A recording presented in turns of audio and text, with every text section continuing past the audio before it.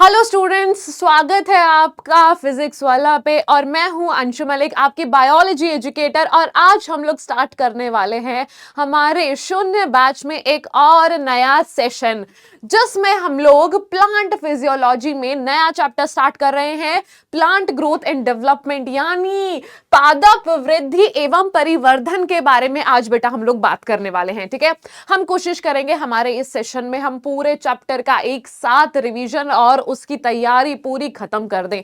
ठीक है, चैप्टर खत्म होने के बाद, सेशन खत्म होने के बाद आप पादप वृद्धि एवं परिवर्धन के यानी प्लांट ग्रोथ एंड डेवलपमेंट के सारे क्वेश्चंस कर पाए, हमारा टारगेट ये रहने वाला है। ठीक है, तो जोर शोर से, पूरी लगन से, पूरी तैयारी के साथ हम स्टार्ट करते हैं हमारा आज का सेशन। बेटा आज सेशन का नाम रहेगा पादप वृद्धि एवं परिवर्धन, और हमारा वन शॉट सेशन है, यानी पूरे सेशन में हम लोग पूरा चैप्टर खत्म करने की कोशिश करेंगे। तो स्टार्ट करते हैं बेटा। सबसे पहली चीज, चैप्टर का नाम समझने से हमारी शुरुआत होती है। ठीक है, तो चैप्टर का नाम क्या है बेटा? प्लांट ग्रोथ एंड डेवलपमेंट, यानी पादप वृद्धि एवं परिवर्धन। वृद्धि मतलब क्या है? ग्रोथ। ठीक है, ग्रोथ क्या होती है?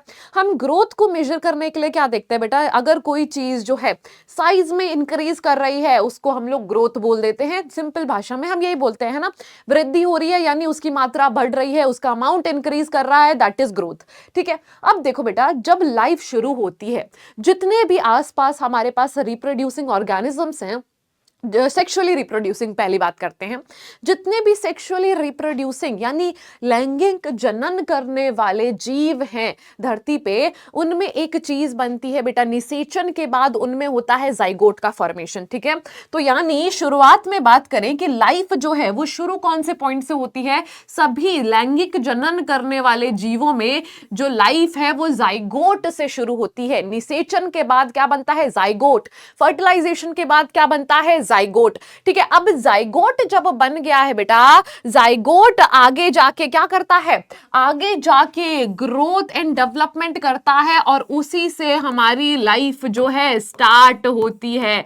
तो जितने भी लैंगिक जनन वाले जीव हैं, ठीक है, लैंगिक जनन वाले जो जीव हैं यानी sexually reproducing, okay, sexually reproducing या फिर लैंगिक जनन वाले जीव, हमारे पास उनकी लाइफ जो है वो शुरू होती है जाइगोट वाली स्टेज से। कौन सी स्टेज से बेटा? जाइगोट वाली स्टेज से उनकी लाइफ स्टार्ट होती है। अब देखो बेटा, ये जो एक इकलौता है, एक इकलौता जो जाइगोट है हमारे पास, ये आगे जाके, इस हमारा एक सेल जाइगोट, ये आगे जाके बहुत सारे, ठीक है, बहुत सारे सेल्स में डिफरेंशिएट करता है, परिवर्धन होता है इसका। ठीक है, डेवलपमेंट होती है इसकी, और इसका नंबर भी, इसके सेल्स का डिवाइड करके नंबर भी बढ़ता है, इंक्रीज होता है। ठीक है, तो देखो बेटा, अब ये जाइगोट कैसे हमारे पास एक कंप्लीट ऑर्गेनिज्म का डेवलपमेंट कर दे रहा है। हम जो थे, इंसानों को ले लो फॉर एग्जांपल, जब इंसान बनते हैं, शुरुआत में फर्टिलाइजेशन होता है, तो वो भी तो एक सिंगल सेल जाइगोट ही तो होते हैं। अब तो वो एक सिंगल सेल जाइगोट एक कंप्लीट ऑर्गेनिज्म, एक कंप्लीट इंसान बनाने की क्षमता रखता है। ठीक है, तो शुरुआत हमारी कहां से हो रही है? जाइगोट से हो रही है। और ये जाइगोट हमारे पास क्या होती है बेटा? जाइगोट से ही पूरे एक जो है लिविंग इन चीज का या फिर जीव का निर्माण होता है। ठीक है, अब देखो बेटा, हमारे पास ये जो ग्रोथ और डेवलपमेंट है ना, यानी वृद्धि एवं परिवर्धन जो है, ये क्या होता है? जाइगोट से शुरू होता है। शुरू कहां से होगा? जाइगोट से होगा, और एक ऑर्डर को फॉलो करता हुआ होता है, एक सीक्वेंस में जाता है, और फिर जाके कंप्लीट ऑर्गेनिज्म का, एक पूरे जीव का निर्माण करता है। ठीक है, अब देखो बेटा, हमारे पास अगर हम लोग बात करें कि किसी भी जीव की डेवलपमेंट हो रही है, ग्रोथ हो रही है, ठीक है, तो डेवलपमेंट हम लोग जो बोलते हैं ना बेटा, यानी परिवर्धन जो हम लोग बोलते हैं, ठीक है, शब्द क्या है हमारा? डेवलपमेंट है या फिर परिवर्धन है। ठीक है, हम लोगों ने बोला जाइगोट ने डेवलप करके एक पूरा जीव का निर्माण कर दिया, तो डेवलपमेंट मतलब है क्या? परिवर्धन मतलब आखिर है क्या? ये दो चीजों से मिलके होता है बेटा। एक तो होता है ग्रोथ, और दूसरा होता है डिफरेंशिएशन। एक होता है बेटा ग्रोथ और दूसरा होता है डिफरेंशिएशन। अब ये ग्रोथ और डिफरेंशिएशन क्या है वो समझो। ग्रोथ अपने को पता है किसी भी चीज का अमाउंट बढ़ना, किसी भी चीज की मात्रा में बढ़ोतरी होना, वृद्धि होना, हमारे पास ग्रोथ है। What about differentiation? डिफरेंशिएशन हमारे पास क्या होता है बेटा? डिफरेंशिएशन मतलब होता है, शब्द आ रहा है डिफरेंट यानी अलग, तो मतलब कि वो जो सेल है हमारे पास वो डिवाइड करता है, ठीक है।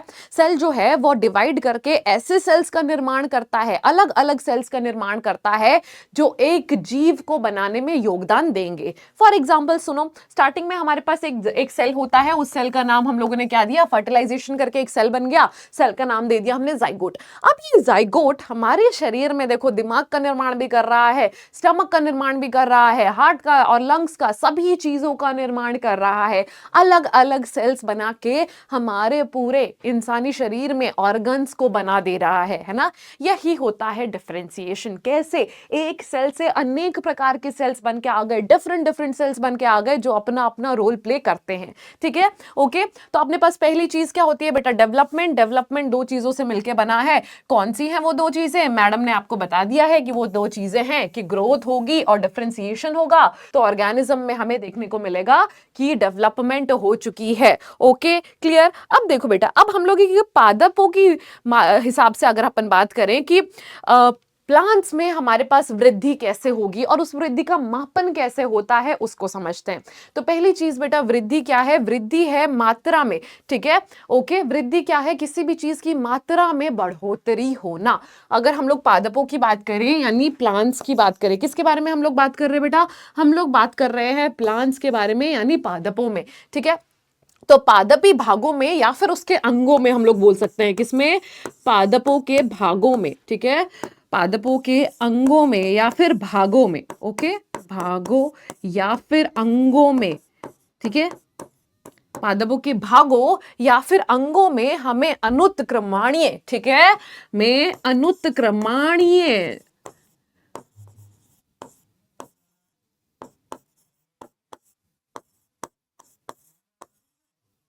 ठीक है, हमें क्या देखने को मिलेगा बेटा? अनुत्क्रमणीय या फिर स्थायी अमाप, ठीक है।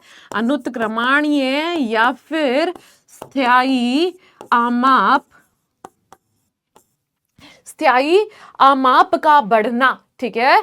स्थायी अमाप का बढ़ना हमारे पास क्या है? वृद्धि है, ठीक है। ओके बेटा, ओके। तो वृद्धि में क्या है? कुछ नहीं, बस इतना समझना है, प्लांट का कोई भाग है, ठीक है, पादपों का कोई हिस्सा है, कोई अंग है, चाहे वो सेल हो सकता है, कोई पार्ट हो सकता है, उसकी मात्रा में बढ़ना, उसमें बढ़ोतरी होना हमारे पास क्या है? वृद्धि है यानी ग्रोथ है, ठीक है। ओके, अब देखो बेटा, अब देखो, अगर हम लोग ग्रोथ के बारे में बात कर रहे हैं ना, तो ग्रोथ हमारे पास क्या होता है कि एक इरिवर्सिबल फीचर है। इरिवर्सिबल फीचर कहने का मतलब क्या है? कि उसको वापस बदला नहीं जा सकता। फॉर एग्जाम्पल इंसान को ले लो या फिर प्लांट्स को ले लो, प्लांट्स की जब हाइट बढ़ रही है, पादपों की जब लंबाई में बढ़ोतरी हो रही है, तो क्या हम उसको रिवर्स कर सकते हैं? फॉर एग्जाम्पल आप बचपन में इतने से थे, अब आप इतने हो गए हो, तो क्या इसको हम वापस से रिवर्स कर सकते हैं? नहीं, ये एक इरिवर्सिबल प्रोसेस है, ठीक है। कैसा है? इरिवर्सिबल प्रोसेस है, ठीक है।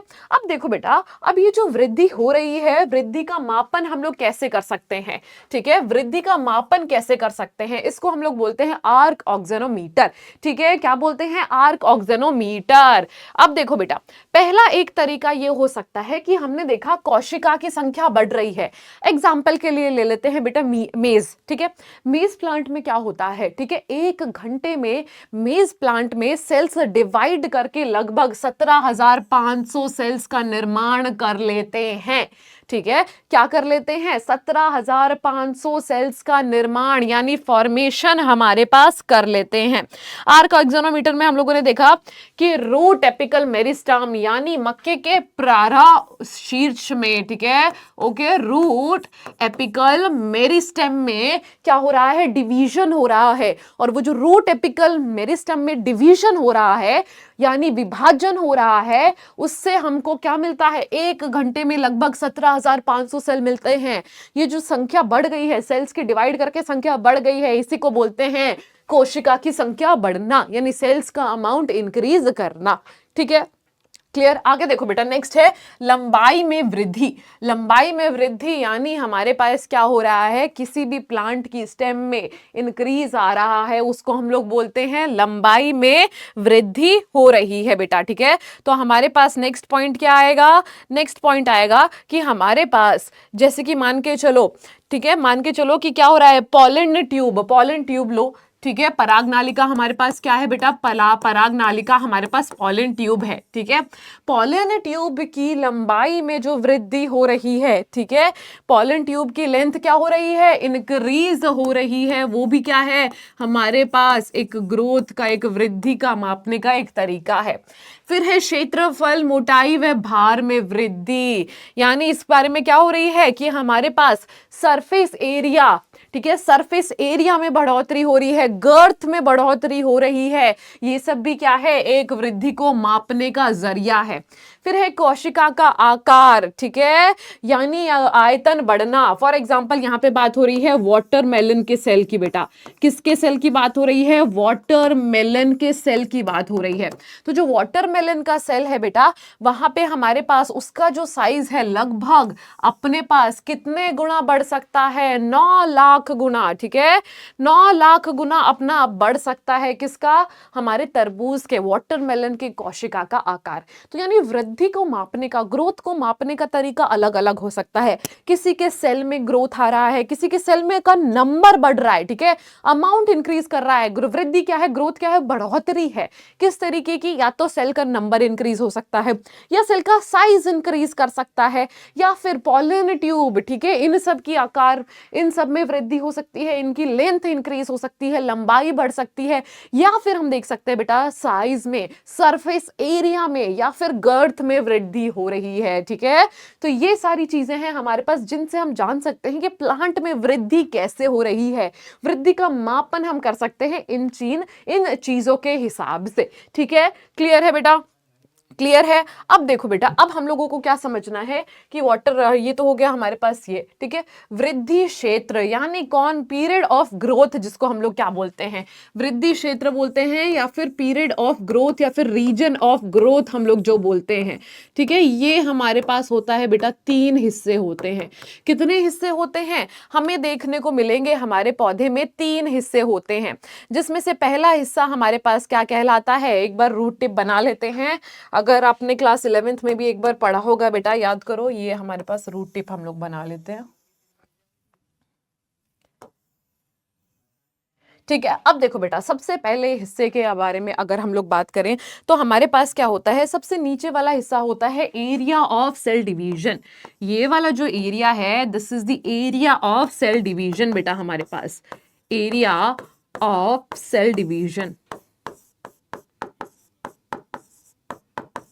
ठीक है, सेल डिवीजन का जो एरिया है उसके ऊपर हमें देखने को मिलेगा एरिया ऑफ इलोंगेशन। ये वाला हिस्सा, इस वाले हिस्से को नाम देंगे बेटा एरिया ऑफ इलोंगेशन।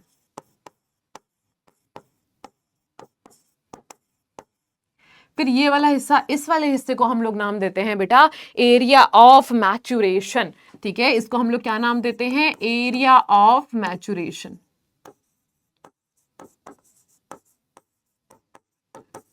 ठीक है, अब बात करते हैं हमारे पास हिंदी वाले बच्चों के लिए, मैचुरेशन क्या होता है, परिपक्व होता है, तो यहां क्या बोलेंगे, परिपक्वन का हिस्सा। ठीक है, ठीक है, ये एरिया है, ये रीजन है जो हमारे पास क्या होता है, परिपक्वन का हिस्सा होता है। फिर है इलोंगेशन, इसको हम लोग क्या बोलेंगे, दीर्घीकरण वाला हिस्सा बेटा, इसको हम लोग क्या बोलते हैं, दीर्घीकरण वाला हिस्सा। ओके, ये वाला हो गया हमारे पास दीर्घीकरण। और सेल डिवीजन क्या होता है, सेल डिवीजन मतलब होता है डिवीजन, विभाजन, तो ये हिस्सा क्या हो गया, विभज्योतक हिस्सा हो गया। ठीक है,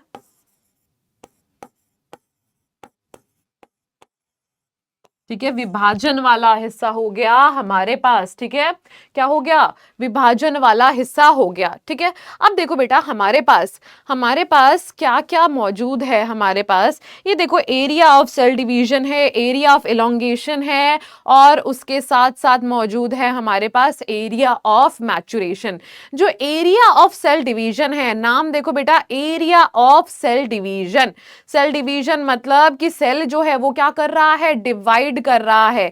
उसके बाद ऊपर वाला हिस्सा हमारे पास क्या है, सेल है एलोंगेशन का, यानी सेल का जो साइज है, ठीक है, उसका जो आकार है, उसकी जो लंबाई है वो बढ़ेगी। फिर है एरिया ऑफ मैचुरेशन, यहां पे हमारे पास जो सेल है वो फुल्ली मैच्योर हो जाता है और यहां पे डिवीजन नहीं होता। ठीक है, यहां पे डिवीजन नहीं होता। ओके ओके, तो यहाँ पे देखो बेटा, विभाजन तक है, यहाँ सेल डिवीजन तेजी से चलेगा, सेल डिवीजन तेजी से चलेगा, और यहाँ का प्रोटोप्लाज्म भी जो होता है रिच होता है। इन सेल्स का प्रोटोप्लाज्म भी कैसा होता है, रिच इन प्रोटोप्लाज्म होते हैं। तो इनको हम लोग क्या बोल सकते हैं कि यहाँ विभाजन की सबसे ज्यादा क्षमता है, यानी सबसे ज्यादा डिवीजन हो सकता है। तो यहाँ पे cell area of cell division है, तो इसलिए विभाजन का, ठीक है, ओके, विभाजन के लिए अपार क्षमता, विभाजन की अपार क्षमता यहाँ पे मौजूद है। ठीक है, और यहाँ पे जैसा मैंने आपको बताया, यहाँ पे यहाँ के सेल्स में प्रोटोप्लाज्म भी ज्यादा है। ठीक है, कैसा है, प्रोटोप्लाज्म भी ज्यादा है, तो घना जवित द्रव्य यहाँ पे मौजूद है। ठीक है,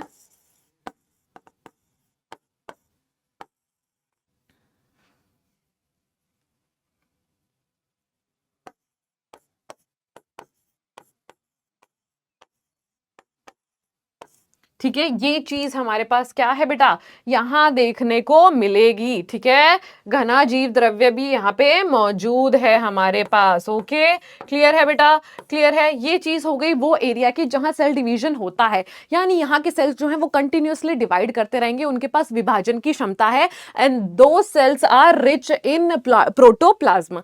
अब बात करते हैं यहाँ पे क्या होता है बेटा, रीजन ऑफ एलोंगेशन। नाम में क्या है, एलोंगेशन, तो सेल्स क्या होंगे, एलोंगेट होंगे। ठीक है, सेल्स कैसे होंगे बेटा, एलोंगेट होंगे। तो यहां पे अपने पास क्या होगा, दीर्घित होकर सेल्स की क्या होगी, लंबाई बढ़ेगी। तो यहां पे अपने पास दीर्घीकरण होके, दीर्घित होकर सेल्स की क्या होगी, लंबाई बढ़ेगी। एलोंगेशन याद कर लो, यानी एलोंगेशन मतलब, एलोंगेट होना मतलब क्या होता है, खिंच जाना, लंबा हो जाना। ठीक है, अपने पास क्या होगा, जो सेल्स है, सेल्स का नंबर कैसा होगा, इंक्रीज हो गया यहां पे, और यहां पे सेल्स का साइज जो है वो एलोंगेट हो जाएगा। क्लियर। अब बात आते हैं बेटा हमारे पास परिपक्वन की, यानी मैचुरेशन की। ये जो सेल्स हैं यहां पे हमारे पास क्या होगा, विभाजन नहीं होता। ठीक है, इस हिस्से में विभाजन नहीं होता, यहां फुल्ली मैच्योर सेल्स हैं, विभाजन नहीं होता यहां पे। ठीक है, और अध्ययन के लिए ये हिस्सा सर्वश्रेष्ठ है। ठीक है, अध्ययन के लिए ये हिस्सा हमारे पास कैसा है, श्रेष्ठ है। तो जब भी हम वृद्धि क्षेत्र की बात करेंगे, ठीक है, जब भी हम लोग वृद्धि क्षेत्र की बात करेंगे, हमें क्या देखने को मिलेगा बेटा, हमारे पास क्या होता है कि जितने भी हिस्से हैं हमारे पास तीन तरीके में डिवाइडेड हैं। एक है एरिया ऑफ सेल डिवीजन, जहां सेल डिवाइड करेगा। दूसरा है एरिया ऑफ एलोंगेशन, जहां सेल्स एलोंगेट करेंगे। और उसके ऊपर प्रेजेंट है एरिया ऑफ मैचुरेशन, यानी परिपक्वन का हिस्सा। ठीक है, क्लियर। तो प्लांट में बेटा सेल तीन हिस्से देखने को मिल सकते हैं, cell division, elongation and maturation. तो अब तक हम लोगों ने क्या समझा, हम लोगों ने समझा कि हमारे पास क्या होता है कि प्लांट ग्रोथ एंड डेवलपमेंट, यानी पादप वृद्धि एवं परिवर्धन में जो जीव हैं, ठीक है, जितने भी सेक्सुअली रिप्रोड्यूसिंग ऑर्गेनिजम्स हैं हमारे पास, लैंगिक जनन वाले ऑर्गेनिजम्स हैं, उनमें जो लाइफ है वो शुरुआत कहां से होती है, निषेचन के बाद जाइगोट से होती है। ठीक है, हमारे पास भ्रूण से होती है। अब वो भ्रूण जो है, वो जो जाइगोट का जो एक सेल है वो डिवाइड करता है, वो ग्रो करता है, वो डिफरेंशिएट करता है और एक कंप्लीट ऑर्गेनिज्म का फॉर्मेशन करता है। ठीक है, अब देखो बेटा, ये जो परिवर्धन है, ग्रोथ मतलब क्या होता है, मात्रा में वृद्धि होना। ठीक है, अमाउंट में इंक्रीज होना, ग्रोथ करना। ठीक है, अब वो ग्रोथ अलग अलग तरीकों से हो सकती है। प्लांट्स में अगर ग्रोथ की बात करें, या तो सेल डिवाइड कर जाएंगे, सेल डिवाइड करेंगे तो सेल डिवाइड करके कोशिका की संख्या भी तो बढ़ेगी, है ना, पहला तरीका ये हो गया।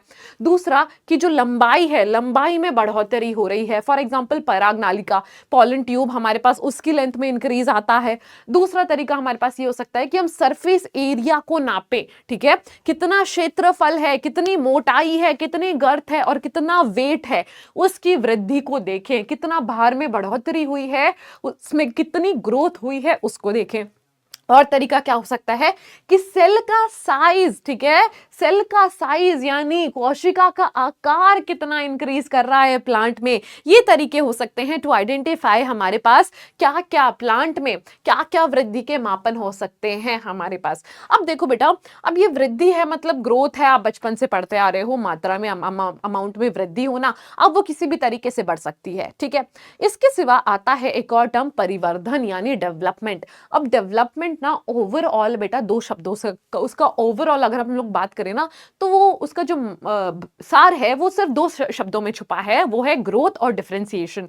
ग्रोथ आपने समझ लिया, बढ़ोतरी, ठीक है। डिफरेंशिएशन क्या है कि एक सेल अपने पास किस तरीके से अनेकों सेल्स का रूप धारण कर सकता है, ठीक है, अनेकों सेल्स का निर्माण कर सकता है। फॉर एग्जांपल एक सिंगल सेल ज़ायगोट किस तरीके से विभाजन करके, सेल डिवीजन करके हमारे पास हमारे ब्रेन के सेल्स बना सकता है, हमारे हार्ट के सेल्स बना सकता है, हमारे लंग्स के सेल्स बना सकता है, ठीक है, दैट इज डिफरेंशिएशन। तो पूरे चैप्टर में बेटा अभी तक हम लोगों ने सिर्फ इतना समझा है कि ग्रोथ के क्या क्या तरीके हैं, ठीक है, वृद्धि का। अब प्लांट में अगर अपन बात करें तो वृद्धि के क्षेत्र यानी पीरियड ऑफ ग्रोथ क्या क्या हो सकता है। एक हो सकता है सेल डिवीजन, जहां विभाजन, नाम ही है सेल डिवीजन, तो विभाजन तेजी से होगा ही होगा, डिवीजन तेजी से होगा ही होगा। फिर है एरिया ऑफ एलोंगेशन यानी लंबाई बढ़ना। फिर है एरिया ऑफ मैचुरेशन, जहां मैच्योर सेल्स होंगे, परिपक्व सेल्स होंगे, वहां पे विभाजन नहीं देखने को मिलेगा, ठीक है, वहां पे हमें विभाजन देखने को नहीं मिलेगा। क्लियर बेटा, क्लियर, ओके। तो आपने देखो, अब देखो बेटा, अब देखो, अब आगे देखो, अब है वृद्धि के ग्राफ, यानी हमारे पास प्लांट में ग्रोथ कैसे हो सकती है। प्लांट में वृद्धि के ग्राफ को समझने के लिए हमारे पास दो तरीके के ग्राफ आएंगे, एक आएगा अरिथमेटिक और दूसरा आएगा हमारे पास ज्योमेट्रिक, ठीक है। कौन कौन से दो आएंगे, एक आएगा अरिथमेटिक, दूसरा आएगा हमारे पास क्या, ज्योमेट्रिक, ओके। अब आगे देखो, आगे देखो बेटा, अगर हम लोग अरिथमेटिक ग्रोथ की बात करें, ठीक है, वृद्धि के ग्रोथ में, वृद्धि के ग्राफ में अगर हम लोग बात करें अरिथमेटिक ग्रोथ की, तो अरिथमेटिक ग्रोथ में बेटा क्या कहना, वो क्या चाहता है कि मान के चलो हमारे पास एक सेल है, ये आ गया सेल नंबर 1, ठीक है, ये सेल में क्या हुआ, डिवीजन हुआ, ठीक है, ये सेल में क्या हुआ, डिवीजन हुआ, ये कोशिका में क्या हुआ, विभाजन हुआ, ठीक है, ओके। जैसे ही ये सेल्स में डिवीजन होगा हमारे पास आगे हमें क्या देखने को मिलेगा, ये डिवाइड करके हमें क्या देगा, दो सेल्स देगा, सेल नंबर 1 और सेल नंबर 2। अब फर्क ये होता है बेटा कि ये जो दो सेल्स आए हैं ना, इनमें से आगे जाके सिर्फ एक ही सेल, ठीक है, ओके, एक ही सेल आगे जाके फिर डिवीजन कंटिन्यू करता है। फॉर एग्जांपल ये वाला सेल कैसा है, ये आगे जाके सेल डिवीजन कंटिन्यू करेगा, इसे हम लोग बोलते हैं विभेदित। क्या बोलते हैं, इस सेल को हम लोग जो डिवीजन कंटिन्यू करेगा इसको हम लोग बोलते हैं विभेदित, यानी यहां डिवीजन कंटिन्यू रहेगा। वही जो सेल हमारा डिवीजन बंद कर देगा, आगे जाके डिवाइड नहीं करेगा, इसे हम लोग बोलते हैं अविभेदित, ठीक है, ठीक है। अब देखो बेटा, अब होता क्या है कि ये जो सेल डिवाइड करा ना, ये आगे जाके डिवाइड करके और दो सेल्स देगा, ठीक है, एक इसने सेल नंबर 1 दिया, सेल नंबर 2 दिया, और ये वाला सेल ऐसे का ऐसा यहां आ गया।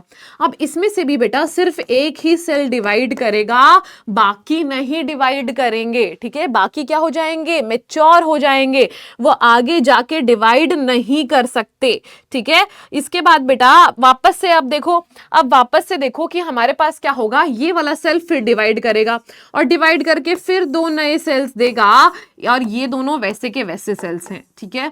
अब ये जो डिवाइड करके दो नए सेल्स दे रहा है, इसमें से सिर्फ एक ही आगे जाके डिवाइड करेगा, बाकी नहीं करेंगे, ठीक है। फिर इसके बाद फिर आगे जाके डिवाइड होगा तो ये 2 सेल्स देगा। इसमें से भी सिर्फ एक ही सेल अपने पास क्या करेगा, डिवीजन करेगा, दूसरा सेल्स नहीं करेंगे। तो ये देखो हमारे पास क्या हो रहा है, ग्राफ में देखो बेटा, ग्राफ में देखो कि हमारे पास क्या हो रहा है कि एक सेल था, इसने डिवाइड करके 2 सेल्स दिए, 2 सेल्स में से सिर्फ एक सेल ही आगे जाके डिवीजन कर रहा है, फिर इसने एक सेल दिया, इसने फिर दूसरा भी दिया, दोनों में से सिर्फ एक ही सेल आगे जाके डिवाइड कर रहा है, बाकी के तो सेल वैसे के वैसे ही नीचे डिसेंड हो जा रहे हैं, है ना, बाकियों में तो डिवीजन हो ही नहीं रहा है, सिर्फ एक में ही डिवाइड हो रहा है। एक सेल था, 2 दिए, 2 में से सिर्फ एक ही डिवाइड करेगा। अब ये जो डिवाइड कर रहा है ये फिर से 2 सेल देगा, इनमें भी ये जो 2 सेल्स आए हैं उनमें से सिर्फ एक ही डिवाइड करेगा और ये फिर आगे जाके 2 सेल्स देगा। यानी जब ऐसा डिवीजन चल रहा है, ये क्या है, यूनिफॉर्म हमें सेल की ग्रोथ देखने को मिल रही है कि सिर्फ एक एक करके ही सेल का नंबर बढ़ रहा है। क्या, एक एक करके ही सेल का नंबर बढ़ रहा है। यहां पे देखो बेटा, मैथ्स देखो कैसी आ रही है, यहां पे हमारे पास एक सेल था, यहां पे एक सेल था, यहां पे एक नया सेल ऐड हुआ और सेल का नंबर कितना हो गया, 2। यहां पे भी एक नया सेल, एक और नया सेल ऐड हुआ तो सेल्स का नंबर कितना हो गया, 3। यहां पे भी सिर्फ एक नया सेल ऐड हुआ तो सेल का नंबर कितना हो गया, 4। यहां पे भी सिर्फ एक नया सेल ऐड हुआ और सेल्स का नंबर कितना हो गया, टोटल नंबर 5 हो गया। कितना हो गया, 5 कोशिकाओं का नंबर हो गया। ठीक है, तो ये क्या होता है बेटा, ये होती है अरिथमेटिक ग्रोथ, कि कैसे एक सेल 2 में डिवाइड करेगा, 2 में से सिर्फ एक ही आगे जाके वापस डिवीजन करेगा और वो फिर से 2 सेल्स देगा, इन 2 में से सिर्फ एक ही डिवाइड करेगा, दूसरा नहीं करेगा। ठीक है, तो ये जो यूनिफॉर्म, ठीक है, ये जो हमें एक समान ग्रोथ देखने को मिल रही है, क्यों, क्योंकि हर एक सेल डिवीजन के बाद सिर्फ एक ही सेल डिवाइड करेगा, दूसरा नहीं करेगा। तो इस केस में हमें देखने को मिलता है बेटा कि जो ग्रोथ है, growth is uniform in this case. कैसी है ग्रोथ, यूनिफॉर्म ग्रोथ है, एक समान ग्रोथ है।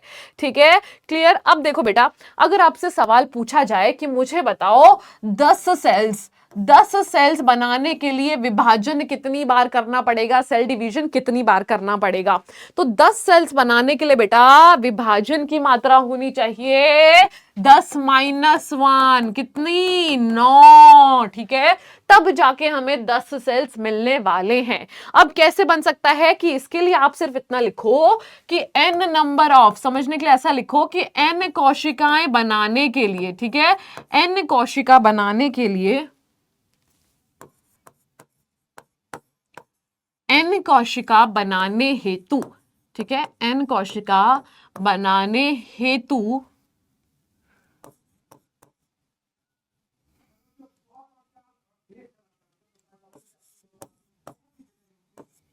n-1 विभाजन करने हैं। ठीक है, n-1 विभाजन होते हैं। ठीक है, तो ये क्या कहना चाह रहा है, ये कहना चाह रहा है कि n नंबर ऑफ सेल्स बनाने के लिए हमें n-1 सेल डिवीजन करने पड़ेंगे। ठीक है, ओके। अभी हमने क्या समझा बेटा, इससे पहले हम लोगों ने समझा वृद्धि क्या है, ग्रोथ क्या है।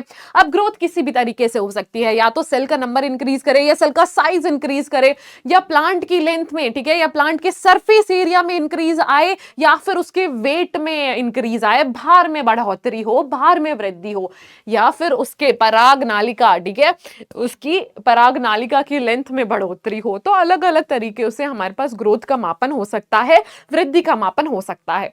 अब देखो बेटा, एक तरीके की ग्रोथ आती है जिसको हम लोग बोलते हैं अरिथमेटिक ग्रोथ, यानी अंक गणितीय ग्रोथ, वृद्धि। इसमें क्या होता है कि हमारा जो एक सेल है ना, सिर्फ एक ही सेल डिवाइड करता है और बाकी सेल्स मैच्योर हो जाते हैं। ठीक है, वो डिवीजन नहीं करते। तो ये देखो, एक सेल्स ने 2 बनाए, 2 में से एक मैच्योर हो गया, दूसरा डिवीजन कंटिन्यू रखेगा। यहां पे भी एक सेल ने डिवाइड करा, बाकी सेल्स मैच्योर हो जाएंगे, सिर्फ एक ही सेल डिवाइड करेगा। तो इस वजह से क्या होता है, हर चीज में, हर केस में देखो बेटा, एक एक सेल ऐड हो रहा है। यहां पे भी एक सेल ऐड हुआ, यहां पे भी एक ही सेल ऐड हुआ, यहां पे भी एक ही सेल ऐड हुआ, और यहां पे भी एक ही सेल ऐड हुआ। सिर्फ एक एक सेल ही ऐड हो रहा है, इसलिए हम लोग क्या बोलते हैं, ग्रोथ कैसी है, ग्रोथ कैसी है हमारे पास, ग्रोथ हमारे पास यूनिफॉर्म है। और ऐसी ग्रोथ हमें कहां देखने को मिलती है बेटा, दीर्घकरण क्षेत्र क्षेत्र में देखने को मिलती है। कहां पे देखने को मिलती है? ऐसी ग्रोथ हमें देखने को मिलेगी दीर्घीकरण क्षेत्र में। तो एग्जाम्पल लिख लो बेटा, एग्जाम्पल के लिए आ जाएगा हमारा दीर्घीकरण क्षेत्र। ठीक है, ओके, दीर्घीकरण क्षेत्र हमारा एग्जाम्पल में आ जाएगा। क्लियर है? क्लियर है बेटा? एक टाइप की ग्रोथ है यानी अरिथमेटिक ग्रोथ, अंक गणितीय ग्रोथ। ओके, अब देखो बेटा, अब देखो, अब दूसरे टाइप की ग्रोथ आती है हमारे पास जिसका नाम है ज्योमेट्रिकल ग्रोथ। ओके, एक और चीज बेटा, एक और चीज ये है कि हमारे पास जो दीर्घीकरण अंक गणितीय ग्रोथ आती है, ठीक है, जो हमारी अंक गणितीय ग्रोथ आती है उसमें हमारा ग्राफ कैसा बनता है उसको समझो। तो जो हमारी अंक गणितीय ग्रोथ आती है उसका ग्राफ रहता है बेटा हमारे पास स्ट्रेट लाइन या फिर लीनियर बोल दो। कैसा रहेगा? लीनियर ग्रोथ रहेगा। इस तरीके से देखो,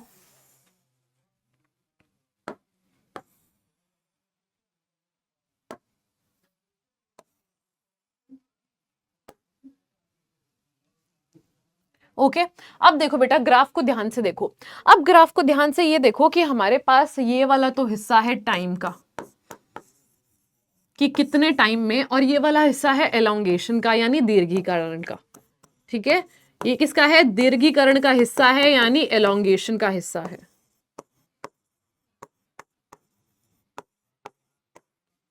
ठीक है, अब देखो बेटा, मैंने ये ग्राफ यहां से क्यों शुरू करा है, जीरो से क्यों नहीं शुरू करा? इसका कारण ये है कि हमारे पास कोई तो भी ग्रोथ रूट में ऑलरेडी हो रखी होगी, है ना?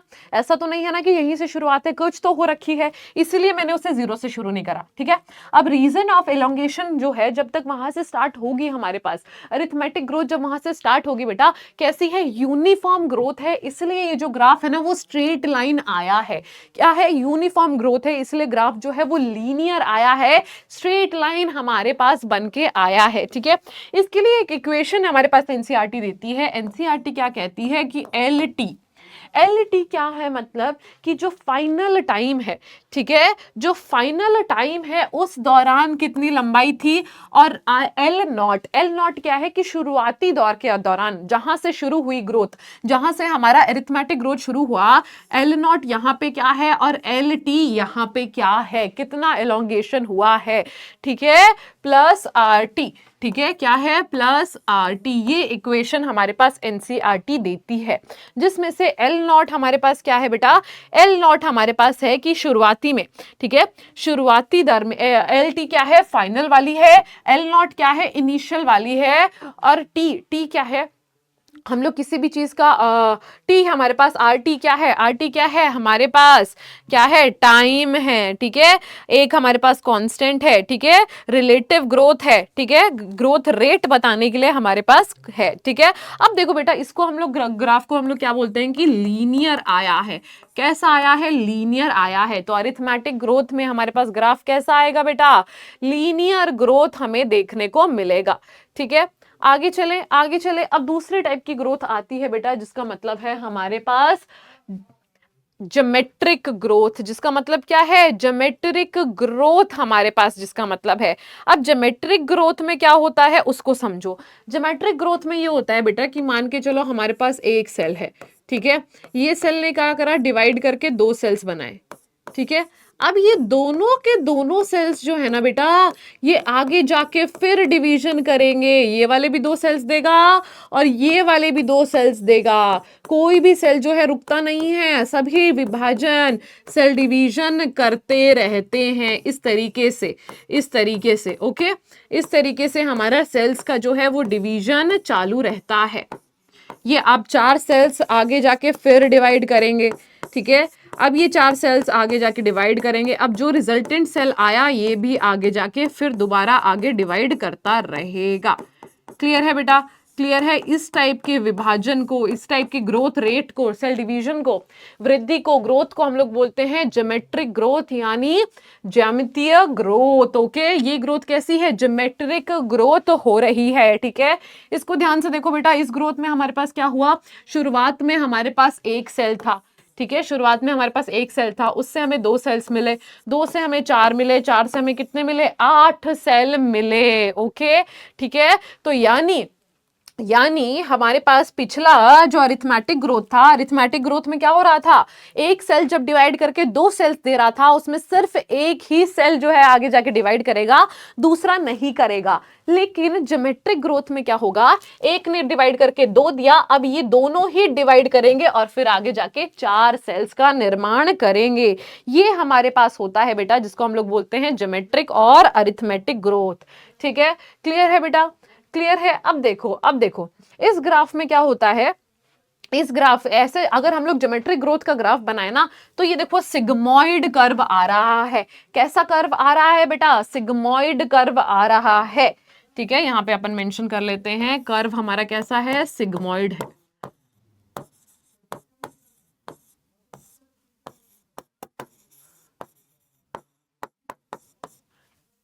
ठीक है, अब देखो बेटा, अब ये जो सिग्मोइड कर्व है, सिग्मोइड कर्व है, ये क्या कहता है, ठीक है, ये हमें बताता है कि एक पॉइंट पे, ठीक है, एक पॉइंट पे यहाँ पे हमारे पास बेटा लैग स्टेट है, और ये हमारे पास लॉग स्टेट है, और ये हमारे पास आ जाता है स्टेशनरी स्टेट।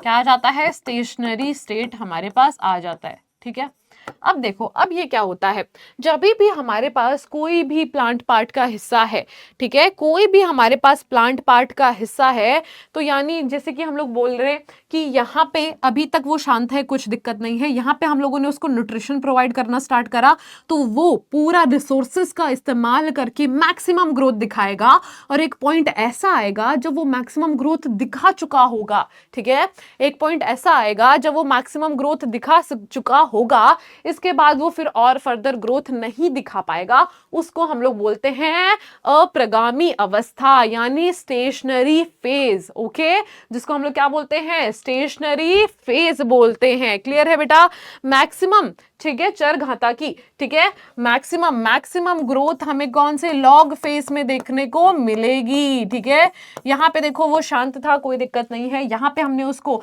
न्यूट्रिशन प्रोवाइड करना स्टार्ट करा तो वो सबसे ज्यादा ग्रोथ दिखाएगा, उसको हम लोग खाना देते ही, एग्जाम्पल के लिए समझो, ठीक है, कोई भी जीव है, ठीक है, अभी वो शांत है, लेकिन हम लोगों ने क्या किया, उसको खाना प्रोवाइड करना स्टार्ट करा। ठीक है, वो तब अब वो क्या करेगा, जितना ज्यादा खाना है, सारा खाना जो है वो कंज्यूम करे जा रहा है, तो वो क्या होगा, मैक्सिमम ग्रोथ अपनी दिखाएगा। एक पॉइंट आएगा जिस पॉइंट के बाद वो और फर्दर और उसके आगे ग्रोथ नहीं दिखा सकता है और वृद्धि नहीं दिखा सकता है, उसको हम लोग बोलते हैं अप्रगामी अवस्था, यानी स्टेशनरी फेज। तो बेसिकली हमारे पास क्या हो रहा है कि हमारे पास ये फेज जो है, लॉग फेज जो है, ये फेज मैक्सिमम ग्रोथ वाला फेज है, इस हिस्से में सबसे ज्यादा ग्रोथ देखने को मिलती है। ठीक है, इसके लिए इक्वेशन क्या देती है एनसीईआरटी, एनसीईआरटी इसके लिए इक्वेशन लिखवाती है, जिसमें एनसीईआरटी बोलती है WT, ठीक है, एनसीईआरटी क्या बोलती है बेटा, एनसीईआरटी बोलती है WT is equal to W not ERT। NCERT ये इक्वेशन बेटा हमें लिख के देती है। अब ये इक्वेशन क्या है, इसको समझो।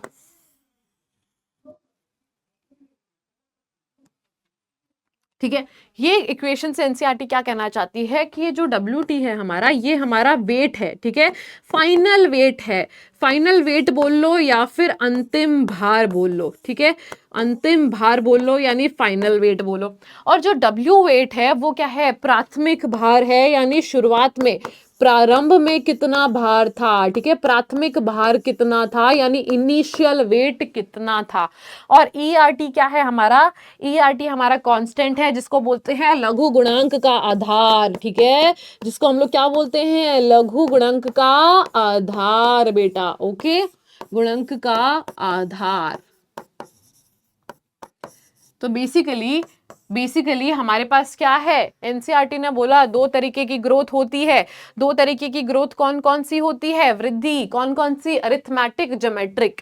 अब आपको क्या याद रखना है बेटा, आपको पेपर में वो क्या पूछ सकता है, आपको पेपर में वो ये पूछेगा, या तो मुझे ये बता दो कि अरिथमेटिक ग्रोथ क्या होती है, आपने बता देना है कि सेल्स जो है डिवाइड करते हैं, एक विभेदित होता है, एक अविभेदित, एक जो है वो कंटिन्यूसली सेल डिवाइड करता रहता है और बाकी मैच्योर होते रहते हैं। इसमें क्या होता है, यूनिफॉर्म, सिर्फ एक ही सेल जो है वो ऐड हो रहा है, जुड़ता जा रहा है, इसको हम लोग यूनिफॉर्म ग्रोथ बोलते हैं। ये हमें कहाँ, दीर्घीकरण क्षेत्र में देखने को मिलेगी। उसके बाद इसका ग्राफ जो होता है वो लीनियर कर्व आता है, जिसमें इक्वेशन बनती है ये वाली, ठीक है। इसके बाद देखो ये क्या है, हमारी अंतिम लेंथ है, अंतिम लंबाई है, ये शुरुआत की, प्रारंभ की लंबाई है कितनी होती है, ठीक है। इसके बाद देखो बेटा हमारे पास ज्योमेट्रिक ग्रोथ आता है। इसमें क्या है कि एक सेल डिवाइड करके अगर 2 सेल्स दे रहा है तो ये 2 सेल डिवाइड करके आगे 4 सेल्स देने वाले हैं, ठीक है। अब वो 4 सेल्स आगे और डिवाइड करेंगे, 8 सेल का निर्माण करेंगे। इसके लिए हमारे पास क्या है, इक्वेशन एनसीईआरटी ने दी है, WT equal to W not ERT। WT क्या है, ये क्या है हमारे पास अंतिम भार, ये शुरुआती भार, और ERT हमारा क्या है, आधार है, लघु गुणांक का आधार है, ठीक है। क्लियर है बेटा, क्लियर है। तो ये अपने पास क्या है, ये हमारे पास है क्या, ज्योमेट्रिक ग्रोथ। आगे देखते हैं आगे। अब आगे देखो बेटा, आगे है ग्रोथ रेट क्या होता है, क्या ग्रोथ रेट हमारे पास क्या होता है। अब ग्रोथ रेट मतलब क्या होता है, किसी भी चीज को अगर मैं रेट बोल रही हूं ना, तो मैं बात कर रही हूं उसका, ठीक है, उसका मैं टाइम के हिसाब से बात कर रही हूं, टाइम के हिसाब से बात कर रही हूं। कहने का मतलब क्या है कि मानो कि मैंने बोला कि मैं 2 किलोमीटर चली, ठीक है, लेकिन 2 किलोमीटर में कितनी देर में चली बेटा, ठीक है, 2 किलोमीटर में 1 घंटे में चली, मैं 2 घंटे में चली, वो जब हम लोग टाइम के रिस्पेक्ट में किसी चीज की बात करते हैं ना, तब उसको हम लोग बोलते हैं रेट। तो यहाँ पे क्या है, ग्रोथ रेट है, तो यानी वृद्धि दर, यानी हम लोग समय के मापन के हिसाब से, ठीक है, समय के हिसाब से बात करेंगे कि कितनी वृद्धि हुई है, कितने समय में कितनी वृद्धि हुई है, वो होता है वृद्धि दर यानी ग्रोथ रेट, ठीक है। तो ग्रोथ रेट हमारे पास क्या होता है बेटा, कितने समय में कितनी वृद्धि हुई है या कितने टाइम में कितनी ग्रोथ हुई है, दैट इज ग्रोथ रेट। अब ये 2 तरीके से हम लोग पढ़ते हैं। पहला जो हम लोग पढ़ने वाले हैं बेटा वो होगा एब्सोल्यूट ग्रोथ रेट। पहला हम लोग क्या पढ़ने वाले हैं, हम लोग पढ़ने वाले हैं absolute growth rate.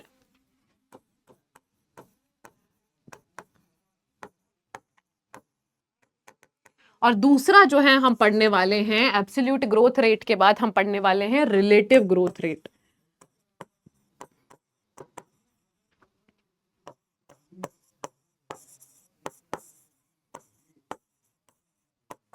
Absolute growth rate, relative growth rate. अब जब भी हम लोग बात करेंगे एब्सोल्यूट ग्रोथ रेट की, एब्सोल्यूट ग्रोथ रेट का मतलब क्या होता है, एब्सोल्यूट ग्रोथ रेट का मतलब क्या है कि फाइनल माइनस इनिशियल। क्या मान लो कि फाइनल माइनस इनिशियल मान लो, या फिर आप इसको लिख सकते हो अंत माइनस प्रारंभ। अंत में कितना था और प्रारंभ में कितना है, उसको मान लो हमारा ग्रोथ रेट। उसको क्या मान लो बेटा, हमारा ग्रोथ रेट मान लो, ठीक है। अभी देखो मान के चलो हमारे पास एक लीफ है, उसके क्षेत्रफल के बारे में बात करते हैं। ये हमारे पास एक पत्ता है, ठीक है, इसके क्षेत्रफल के बारे में बात करते हैं कि शुरुआत में ये कितना था बेटा, इसका क्षेत्रफल था 5 सेंटीमीटर स्क्वायर, ठीक है, कितना था, 5 सेंटीमीटर स्क्वायर था। अब मैंने इस क्षेत्रफल के बारे में, क्षेत्रफल में बढ़ोतरी देखी, और कितनी बढ़ोतरी देखी कि अब मैंने जब इसको मापा, इसकी वृद्धि को मापा, तो अब ये हो गया था 10 सेंटीमीटर स्क्वायर, ठीक है। तो एब्सोल्यूट ग्रोथ हम कैसे निकालेंगे बेटा, एब्सोल्यूट ग्रोथ हम ये निकालेंगे कि अंत में कितना हुआ है, अंत में हमारा 10 हुआ है, अंत में कितना हुआ है 10, और प्रारंभ में कितना था 5, तो कितना बना 5। तो हमारा एब्सोल्यूट ग्रोथ रेट कितना हुआ बेटा, एब्सोल्यूट ग्रोथ रेट हुआ हमारा 5 सेंटीमीटर स्क्वायर। कितना हुआ, 5 सेंटीमीटर स्क्वायर हमारा एब्सोल्यूट ग्रोथ रेट हुआ, ठीक है।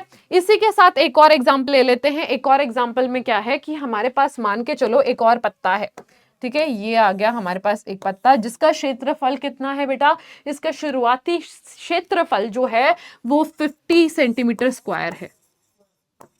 अब इसमें बढ़ोतरी हुई, बढ़ोतरी होने के बाद ये हो गया बेटा 55 सेंटीमीटर स्क्वायर। बढ़ोतरी हुई, बढ़ोतरी होने के बाद ये हो गया हमारा 55 सेंटीमीटर स्क्वायर। अब आप मुझे एक चीज बताओ कि अगर इसमें मैं एब्सोल्यूट ग्रोथ रेट निकालूंगी, एब्सोल्यूट ग्रोथ रेट कैसे आना चाहिए, एब्सोल्यूट ग्रोथ रेट आना चाहिए कि अंत माइनस प्रारंभ। तो अंत माइनस कितना है, अंत कितना है 55, प्रारंभ कितना है 50, फाइनल माइनस इनिशियल, तो कितना आएगा 5 सेंटीमीटर स्क्वायर हमारे पास देखने को मिलेगा, ठीक है। क्लियर। अब बात आती है absolute growth rate, sorry relative growth rate क्या होता है। एब्सोल्यूट तो पता चल गया कि शुरुआत में कितना था, उसके बाद कितनी बढ़ोतरी हुई, that is absolute growth rate. अब बारी आती है रिलेटिव ग्रोथ रेट की, ठीक है। रिलेटिव ग्रोथ रेट में क्या होता है कि ये जो ग्रोथ हुई है, यानी एब्सोल्यूट ग्रोथ रेट जो हुई है, यानी ये जो 5 सेंटीमीटर स्क्वायर हमारे पास ग्रोथ रेट हुई है, ये कितना परसेंट हुई है, कितनी परसेंट ग्रोथ हुई है, जो शुरुआत में हमारा क्षेत्रफल था उसकी कितनी परसेंट ग्रोथ हुई है, उसको बोलते हैं रिलेटिव ग्रोथ रेट। यानी रिलेटिव ग्रोथ रेट को कैलकुलेट करने का फॉर्मूला ये है कि एब्सोल्यूट ग्रोथ रेट और इसके बाद शुरुआत में प्रारंभ में कितना था इनटू 100। तो अब जो भी हमारे पास उत्तर आएगा बेटा वो हमें बताएगा रिलेटिव ग्रोथ रेट, यानी शुरुआत के मुकाबले कितना परसेंट बढ़ोतरी हुई है, कितना परसेंट वृद्धि हुई है, उसको बोलेंगे रिलेटिव ग्रोथ रेट। अब एग्जांपल के लिए समझो कि यहाँ पे इसका जो एब्सोल्यूट ग्रोथ रेट वो कितना है बेटा 5 है। इसका एब्सोल्यूट ग्रोथ रेट कितना आया 5। शुरुआत में कितना था बेटा, शुरुआत में था 50, ठीक है। तो कितने परसेंट वृद्धि हुई, कितने परसेंट वृद्धि हुई, कैलकुलेट करो बेटा, कितनी हुई, कितनी परसेंट वृद्धि हुई हमारे पास, 5 2 10, तो 10% वृद्धि हुई हमारे पास। क्लियर है। तो रिलेटिव ग्रोथ रेट का मतलब क्या होता है, रिलेटिव ग्रोथ रेट का मतलब होता है कि हमारे पास शुरुआत में जो था वो ठीक है, उसके बाद वृद्धि हुई। अब ये वृद्धि जो हुई है वो शुरुआत के मुकाबले कितना परसेंट हुई है, ठीक है, उसको बोलते हैं रिलेटिव ग्रोथ रेट। रिलेटिव मतलब उसको रिलेट करना है, उसको किसी के मुकाबले बताना है, कितना परसेंट हुई है उसके मुकाबले, यानी शुरुआती जो ग्रोथ थी उसके मुकाबले कितना परसेंट वृद्धि हुई है, that is relative growth rate. तो हमारे पास दो तरीके का ग्रोथ रेट आता है बेटा, रिलेटिव ग्रोथ रेट और दूसरा आता है हमारे पास एब्सोल्यूट ग्रोथ रेट। जो रिलेटिव होता है ये इनिशियल पैरामीटर्स के ऊपर बेस्ड होता है। इनिशियल पैरामीटर्स मतलब कि शुरुआत में हमारे पास प्रारंभ में कितना, बेस्ड ऑन इनिशियल पैरामीटर्स, प्रारंभ में हमारे पास कितना परसेंट क्या ग्रोथ थी, ठीक है, प्रारंभ में कितना हुआ था। और एब्सोल्यूट मतलब फाइनल माइनस इनिशियल, डायरेक्ट आपको कर देना है। तो कितनी ग्रोथ हुई, 5 हुई, लेकिन ये जो 5 हुई है, ये जो 5 सेंटीमीटर स्क्वायर ग्रोथ हुई है, ये शुरुआत के मुकाबले कितनी है, तो वो है रिलेटिव ग्रोथ रेट। क्लियर है, क्लियर है। एब्सोल्यूट ग्रोथ रेट यानी कितनी बढ़ोतरी हुई, और रिलेटिव ग्रोथ रेट मतलब ये जो बढ़ोतरी हुई है, ये जो 5 सेंटीमीटर स्क्वायर की बढ़ोतरी हुई है, ये शुरुआत के मुकाबले कितनी परसेंट हुई है, दैट इज हमारा रिलेटिव ग्रोथ रेट।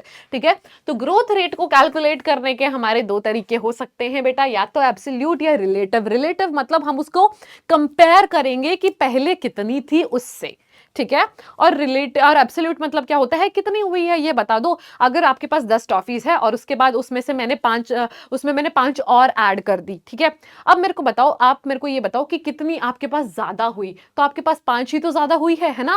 अब ये 5 कितनी है पहले के मुकाबले, कितना परसेंट ज्यादा है, ये बताता है रिलेटिव ग्रोथ हमारे पास। तो दो तरीके हैं वृद्धि दर को मापने के, ग्रोथ रेट को मापने के, one is absolute, the other one is relative. ठीक है, क्लियर। आगे चले, आगे देखो बेटा, आगे आता है टर्म डिफरेंशिएशन। डिफरेंशिएशन बोले तो विभेदन। डिफरेंशिएशन मतलब क्या होता है बेटा, ओके। अब देखो हमारे पास क्या है, ये हमारे पास एक सेल है, ठीक है, ये हमारे पास एक सेल है। अब ये सेल क्या करता है, विभाजन करता है। इस सेल में क्या हुआ, हमारा विभाजन हुआ, सेल का डिवीजन हुआ। अब जब इसका विभाजन हुआ तो इसने हमारे पास 2 सेल्स बना के दिए।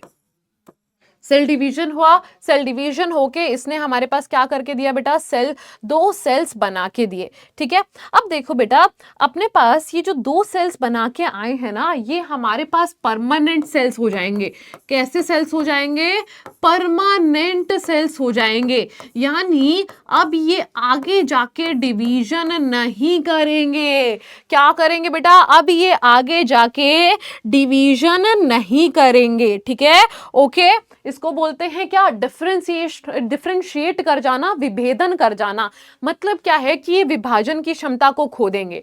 ठीक है, ये क्या करेंगे बेटा, यहाँ पे जो है आगे जाके विभाजन नहीं करेंगे, आगे जाके ये विभाजन नहीं करेंगे, वो हमारे पास विभाजन की क्षमता को खो देंगे। ओके, विभाजन की क्षमता को खो देंगे और परमानेंट सेल्स बन जाएंगे। ठीक है, आगे जाके विभाजन की क्षमता को खो देंगे और परमानेंट सेल्स बन जाएंगे। इसी प्रक्रिया को हम लोग कहते हैं विभेदन या फिर डिफरेंशिएशन। ठीक है, जैसे मान के चलो एक सेल था, ये सेल्स ने डिवाइड करके दो सेल्स बनाए। अब ये दो सेल अपना अपना काम कर रहे हैं। अब ये दो सेल्स आगे जाके विभाजन नहीं कर सकते, ये अपना काम करते रहेंगे। ये सेल्स कैसे हो गए, परमानेंट सेल्स हो गए। उसी चीज को हम लोग क्या बोलते हैं बेटा, उसी चीज को हम लोग बोलते हैं डिफरेंशिएशन। ठीक है, क्या बोलते हैं, डिफरेंशिएशन बोलते हैं। ओके, अब देखो बेटा, मान के चलो कि ये हमारे पास प्लांट का एक एपिकल मेरिस्टेम ले लेते हैं। ये क्या आ गया, ये हमारे प्लांट का एक शूट एपिकल मेरिस्टेम आ गया।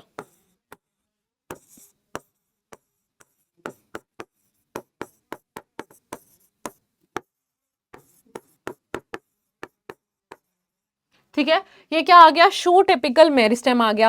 अब ये जो शूट एपिकल मेरिस्टेम है ना, ये क्या करता है, डिवाइड करेगा और अपने पास अलग अलग प्लांट के स्टेम्स के सेल्स बनाएगा। ठीक है, डिवाइड इसने करा और डिवाइड करके डिफरेंट डिफरेंट प्लांट सेल्स का निर्माण करा। ठीक है, क्या करा, डिफरेंट डिफरेंट प्लांट सेल्स का निर्माण करा। फॉर एग्जाम्पल अगर हम लोग बात करें डिफरेंट डिफरेंट प्लांट सेल्स में, जैसे कॉर्टेक्स के सेल्स हो गए या फिर पित्त के सेल्स हो गए, या फिर हमारे पास डिवाइड करके सेल्स का फॉर्मेशन करा। ठीक है, कौन कौन से सेल्स का फॉर्मेशन करा, कि कॉर्टेक्स के सेल्स हो गए, पित्त के सेल्स हो गए, इन सारे सेल्स का निर्माण करा। अब देखो बेटा, ये जो कॉर्टेक्स के सेल्स हैं, ये जो पित्त के सेल्स हैं, अब ये आगे फर्दर डिवाइड नहीं करेंगे। क्या करेंगे, ये आगे फर्दर डिवाइड नहीं करेंगे। ये कैसे हो गए, परमानेंट सेल हो गए। अब ये जो परमानेंट सेल्स का फॉर्मेशन होता है, जो आगे जाके विभाजन नहीं करेंगे, डिवीजन की क्षमता खो चुके हैं, डिवीजन की पावर खो चुके हैं, वैसे सेल्स को हम लोग क्या बोलते हैं, कि वो उनका डिफरेंशिएशन हो चुका है। क्या हो चुका है, उनका डिफरेंशिएशन हो चुका है। क्लियर है बेटा, क्लियर है। ओके ओके, तो इसमें अपने पास प्राइमरी, जाइलम, फ्लोएम, ये सब के एग्जाम्पल आ सकते हैं। तो डिफरेंशिएशन क्या है, विभेदन क्या है, कि कुछ सेल्स विभाजन की क्षमता खो चुके हैं, अब वो परमानेंट सेल्स बन चुके हैं। तो वो जो परमानेंट सेल्स है, उन्हीं को हम लोग बोलते हैं ये सेल्स का डिफरेंशिएशन हो चुका है। क्लियर, आगे चलें, आगे चलें, नेक्स्ट क्वेश्चन की तरफ चलते हैं। नेक्स्ट अपने पास नेक्स्ट क्या टॉपिक है बेटा, उसकी तरफ चलते हैं। फिर आता है डी डिफरेंशिएशन, विभेदन। ठीक है, मैंने आपको क्या बताया बेटा, मैंने बताया कि ये सेल्स हैं, इसने डिवाइड करके हमें दो सेल्स दिए। अब ये दो सेल्स कैसे हो गए थे बेटा, परमानेंट हो गए थे। ये अब विभाजन यानी विभाजन नहीं कर रहे थे, लेकिन बेटा इनका विभाजन हुआ। विभाजन करके इन्होंने परमानेंट सेल्स बनाए। अब ये जो परमानेंट सेल्स बन चुके हैं, ठीक है, अब ये जो परमानेंट सेल्स बन चुके हैं किसी कारणवश, ठीक है, किसी कंडीशन में, ये क्या करते हैं, वापस से, ठीक है, वापस से विभाजन की क्षमता को अटेन कर लेते हैं, प्राप्त कर लेते हैं। यानी अब ये वापस से अगर सेल डिवीजन कर सकते हैं तो उसको बोलते हैं डी डिफरेंशिएशन। डिफरेंशिएशन मतलब परमानेंट सेल बनाना।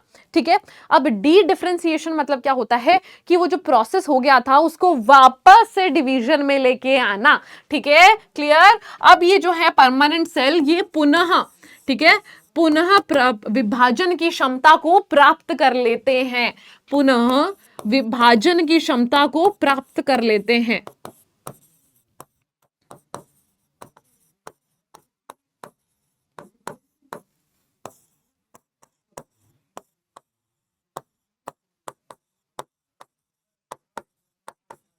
ठीक है, अपने पास क्या है, अगर मैं इंग्लिश में बोलूं तो क्या होगा बेटा,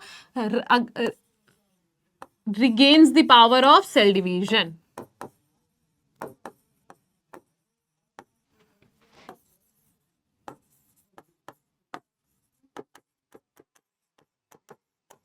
regains the power of cell division. तो हमारे पास डी डिफरेंशिएशन क्या होता है बेटा? डी डिफरेंशिएशन का मतलब है कि वो सेल्स जिनका डिफरेंशिएशन हो गया था, यानी जो परमानेंट बन चुके थे, किसी कारणवश किसी किसी कंडीशन में वो वापस से डिवाइड करने लगते हैं, that is a D differentiation. That is क्या बेटा? वही है हमारे पास डी डिफरेंशिएशन। ओके, इसके बाद एक और टर्म आता है बेटा, एक और टर्म हमारे पास है रीडिफरेंशिएशन, पुनर्विभेदन। पुनर्विभेदन का मतलब इतना है कि वो सेल्स जो वापस से डिवाइड होने लग गए थे, पहले परमानेंट बने, परमानेंट बनने के बाद वापस से विभाजन करने लग गए, अब ये जो विभाजन करने वाले हैं इनका फिर से विभाजन की क्षमता को खोना है, दिस इज रीडिफरेंशिएशन। तो रीडिफरेंशिएशन क्या है? विभाजन की क्षमता को फिर से खोना, ठीक है, विभाजन क्षमता को पुनः खोना।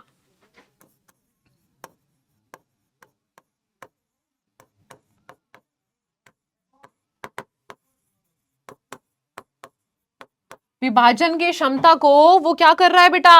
विभाजन की क्षमता को पुनः खो दे रहा है, ठीक है, सेल डिवीजन की पावर को लूज कर दे रहा है।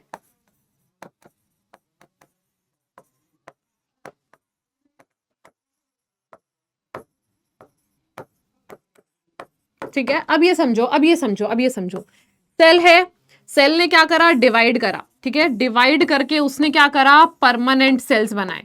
डिवाइड करके उसने क्या करा बेटा? परमानेंट सेल्स बनाए। अब ये जो डिवाइड करके परमानेंट सेल्स बना रहा है, इस प्रक्रिया को हम लोगों ने नाम दिया, क्या नाम दिया? विभेदन। क्या नाम दिया बेटा? इसको हम लोगों ने नाम दिया विभेदन, यानी डिफरेंशिएशन। ठीक है, अब डिफरेंशिएशन के बाद ये जो सेल्स थे परमानेंट सेल्स बन गए, लेकिन कारणवश, ठीक है, कारणवश पुनः विभाजन करने लगे, ठीक है, कारणवश पुनः विभाजन करने लगे। तो अभी जो हमारे पास सेल्स आएंगे बेटा, अभी जो हमारे पास सेल्स आएंगे, ये कौन सी, इसको हम लोग क्या बोलेंगे? इसको हम लोग बोलेंगे बेटा विभेदन, यानी, ठीक है, यानी हमारे पास विभेदन यानी वापस से सेल डिवीजन, ठीक है, वापस से सेल डिवीजन की क्षमता को प्राप्त करना। अब ये सेल्स क्या करते हैं? वापस से सेल डिवीजन की क्षमता को खो देते हैं, ठीक है, विभाजन क्षमता को खो देते हैं, सेल डिवीजन की पावर को खो देते हैं, विभाजन क्षमता को खोना, ठीक है, वापस से खो देते हैं। तो ये क्या हो जाते हैं बेटा? ये हो जाते हैं पुनर्विभेदन, ठीक है, पुनर्विभेदन। क्लियर? क्लियर बेटा? क्लियर? ओके। अब देखो बेटा, विभेदन हुआ, परमानेंट सेल्स बने, परमानेंट सेल्स पुनः विभाजन करते हैं, विभेदन। विभेदन बोलो या डी डिफरेंशिएशन बोलो, यहां पे लिख देती हूं डिफरेंशिएशन। ओके, ये क्या करते हैं? डिफरेंशिएशन कर रहे हैं। यहां क्या हो रहा है? डी डिफरेंशिएशन हो रहा है।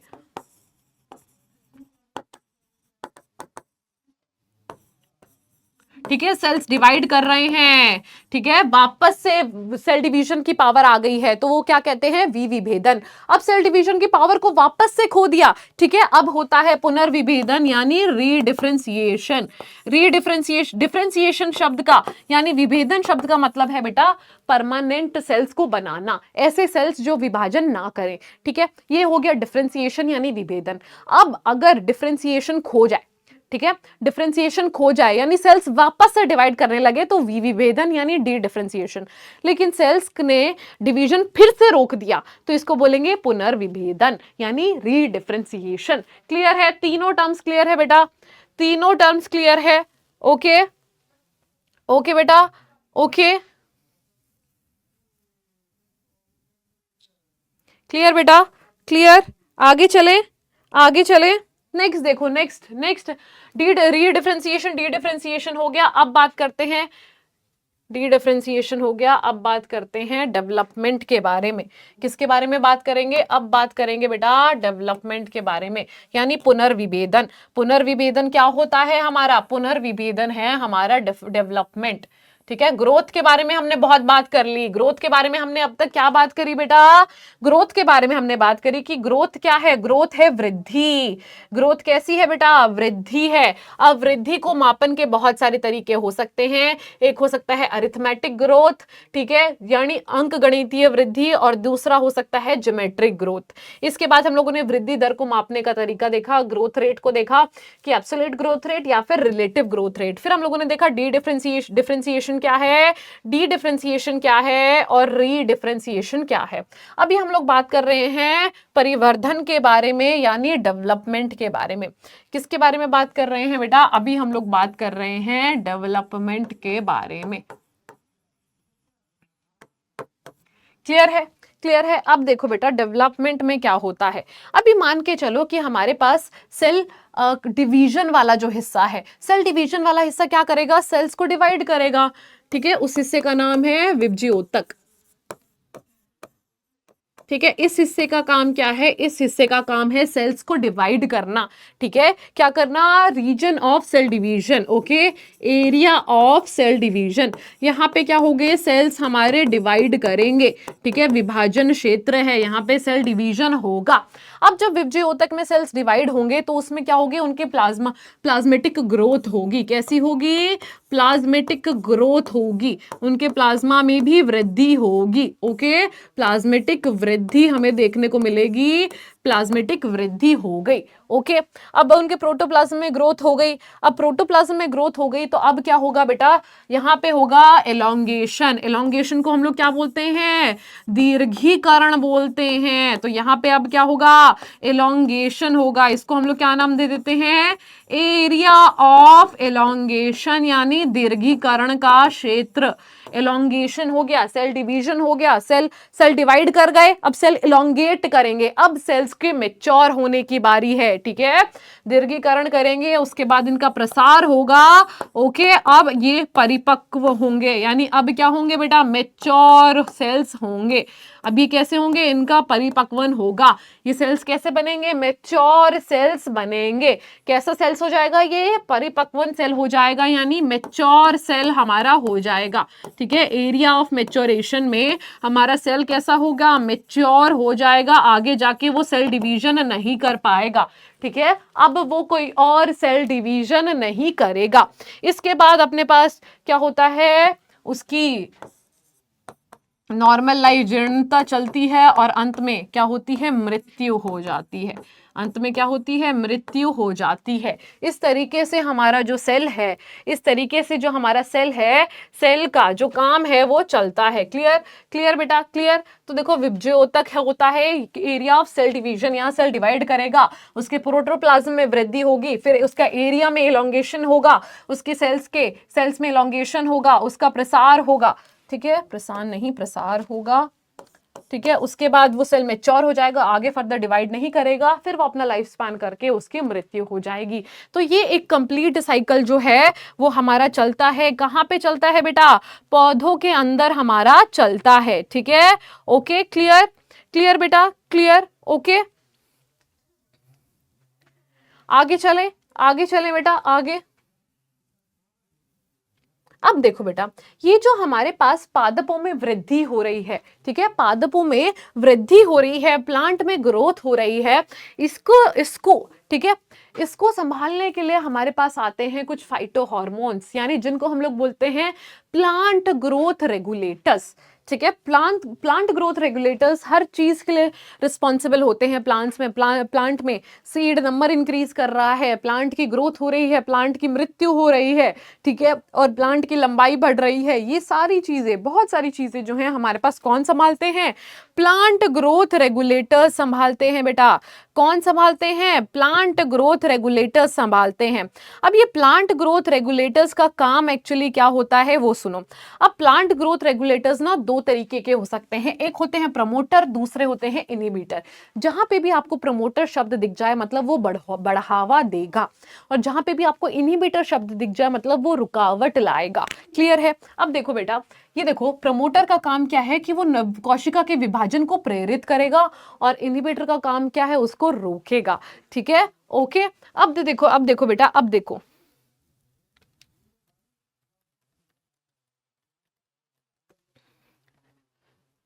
अब देखो बेटा, अब देखो, अब हमारे पास क्या होता है कि अब प्रमोटर का काम है। प्रमोटर के प्लांट रेगुलेटर्स में आते हैं ऑक्सिन, साइटोकिनिन्स, जिब्रेलिन्स। यानी ये प्लांट ग्रोथ को, ठीक है, बढ़ावा देंगे, प्लांट वृद्धि को, प्लांट परिवर्तन को बढ़ावा देंगे।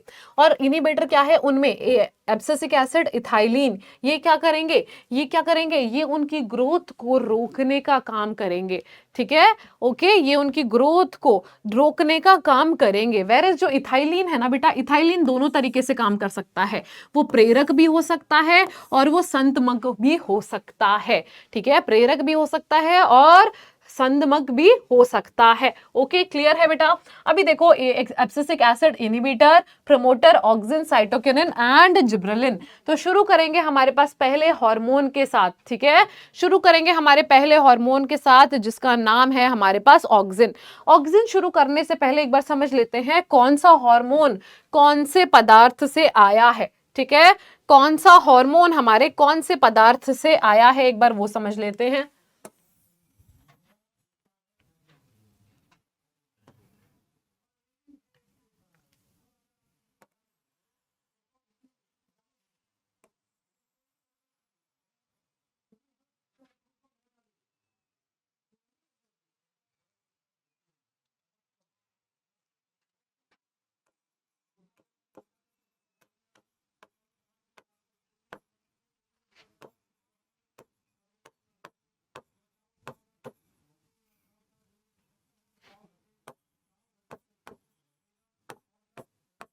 ठीक है, हार्मोन, सबसे पहला हार्मोन हमारे पास था बेटा कौन सा, ऑक्सिन, ठीक है। अब हमें बताना है ऑक्सिन कहाँ से आया। तो ऑक्सिन हमारे पास आता है ट्रिप्टोफैन से। ऑक्सिन कहाँ से आता है, ऑक्सिन हमारे पास उसका जो ओरिजिन है, उसका जो फॉर्मेशन है वो किससे होता है, उसका फॉर्मेशन होता है बेटा ट्रिप्टोफैन से, ठीक है। ऑक्सिन का फॉर्मेशन कहाँ से हो रहा है, ऑक्सिन का फॉर्मेशन हो रहा है बेटा ट्रिप्टोफैन से। इसके बाद आता है हमारे पास इथाइलिन। इथाइलिन का फॉर्मेशन हो रहा है हमारे पास मिथियोनाइन से, ठीक है। इथाइलिन का फॉर्मेशन हो रहा है हमारे पास मिथियोनाइन, एक अमीनो एसिड है हमारा, उससे हो रहा है, ठीक है। इसके बाद नेक्स्ट हमारे पास आता है कौन, एब्सिसिक एसिड। एब्सिसिक एसिड का फॉर्मेशन होता है कैरोटेनॉइड से, उसका जो पूर्व पदार्थ होता है वो होता है कैरोटेनॉइड्स। इसके सिवा नेक्स्ट देखो बेटा, नेक्स्ट क्या आता है, एब्सिसिक एसिड के बाद अगला हमारे पास देखने को मिलेगा हमें जिब्रेलिक एसिड। जिब्रेलिक एसिड हमारे पास एसिटाइल कोएंजाइम से आता है, ठीक है।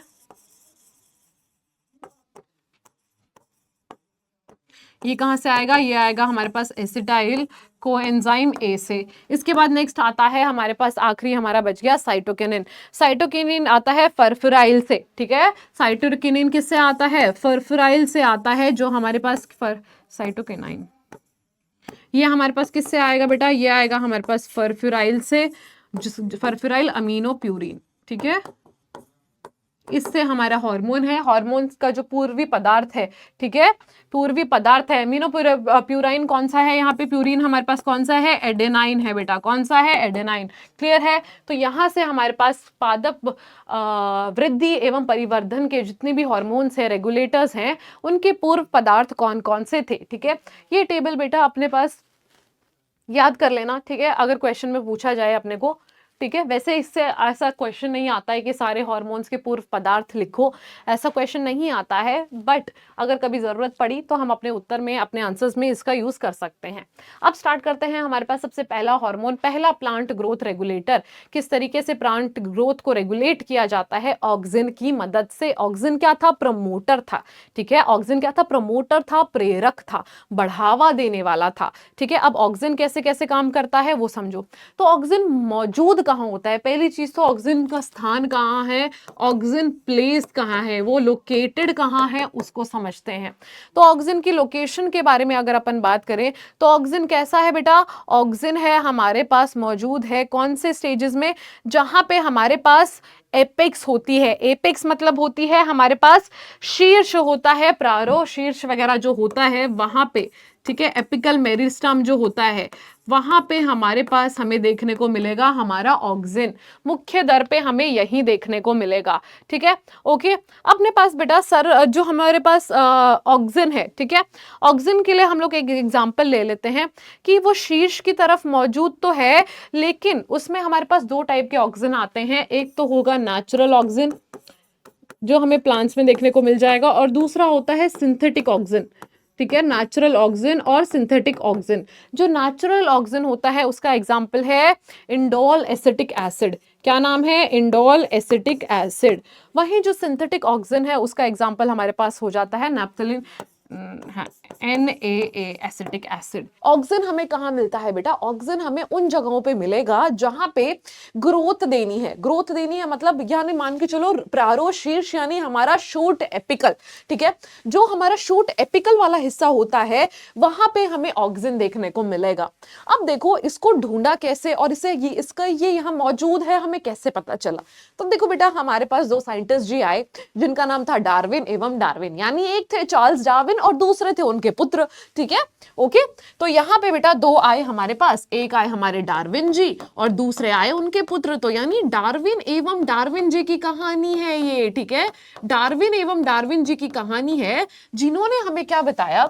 जिन्होंने हमें बताया कि अगर हम लोग कैनेरी ग्रास लेते हैं, ठीक है, कैनेरी ग्रास हम लोगों ने यहाँ पे लिया बेटा। अब ये जो कैनेरी ग्रास है इसको अगर हम लोग एक, ठीक है, यूनिलेटरल प्रकाश देंगे, एक प्रवासी प्रकाश देंगे, तो ये क्या करता है बेटा? उस साइड मुड़ जाता है, ठीक है। ये कैनेरी ग्रास क्या होगा? उस प्रकाश की दिशा में मुड़ जाएगा, ठीक है। क्या होगा? उस प्रकाश की दिशा में हमारा कैनेरी ग्रास मुड़ गया, ठीक है। इसको हम लोग क्या बोलते हैं बेटा? इसको हम लोग बोलते हैं प्रकाशीवर्णन प्रयोग, जिसमें हमने प्रकाशीवर्तन प्रयोग, जिसमें हम लोगों ने देखा किस तरीके से प्रकाश देने पर, यूनिलेटरल लाइट देने पर हमारा जो कैनेरी ग्रास का कैनेरी ग्रास था वो प्रकाश की दिशा में मुड़ गया, जिसको हम अंग्रेजी में फोटोट्रोपिज्म भी कहते हैं। यानी प्रकाश की दिशा में जो पादप है उसकी वृद्धि होना, उसकी ग्रोथ होना क्या है? फोटोट्रोपिज्म है, ओके। तो ये सबसे पहले किसने देखा बेटा? ये सबसे पहले देखा डार्विन जी ने एवं डार्विन जी ने। उसके बाद बेटा ये किसमें देखा? कैनेरी ग्रास में। लेकिन कि वो एक्चुअल में ऑक्सीजन की वजह से हो रहा है, कि हार्मोन का नाम ऑक्सीजन है, ये किसने बताया बेटा? इसको बताने के लिए हमारे पास आए थे FW वेंट।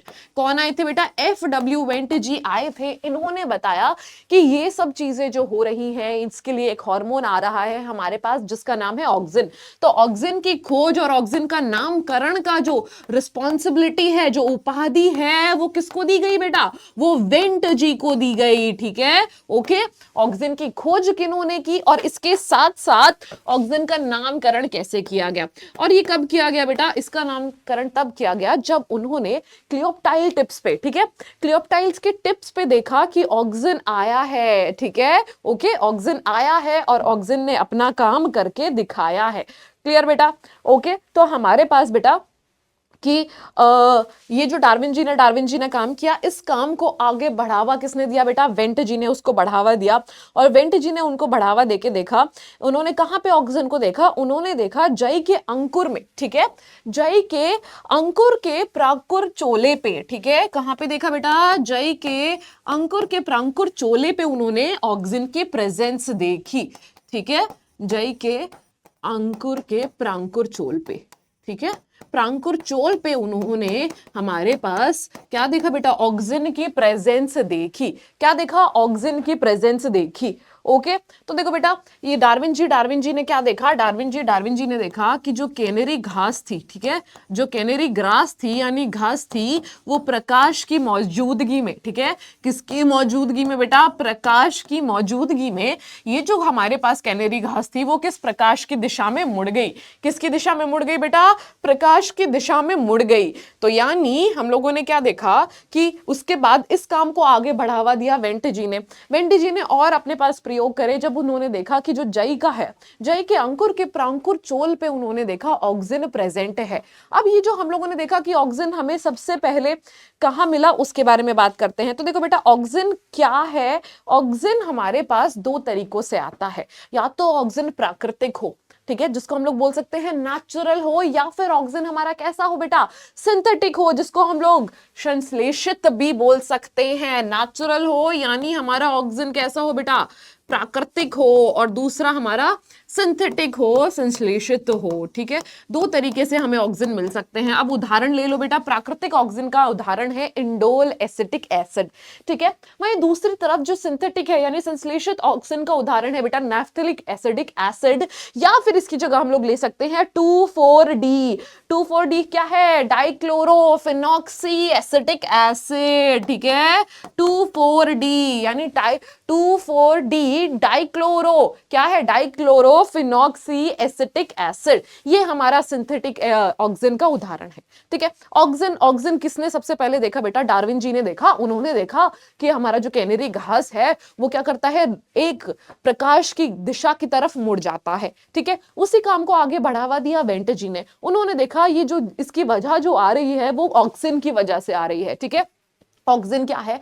ऑक्सीजन हमारे पास वो पादप वृद्धि नियामक है जिसका जो हम लोगों ने देखा कि जई के अंकुर के प्रांकुर चौल पे मौजूद है, और वही हमारे पास दो तरीकों से आ सकता है। या तो वो नेचुरल तरीकों से आ सकता है ऑक्सीजन, या सिंथेटिक तरीकों से आ सकता है। नेचुरल तरीकों से आने वाला इंडोल एसिटिक एसिड, और संश्लेषित तरीकों से आने वाला नैप्थेलिक एसिडिक एसिड या 2,4-D यानी 2,4-डाइक्लोरोफिनॉक्सी एसिटिक एसिड। ठीक है, ये तो था बेटा ऑक्सीजन कहां मौजूद है। मौजूद कहां है?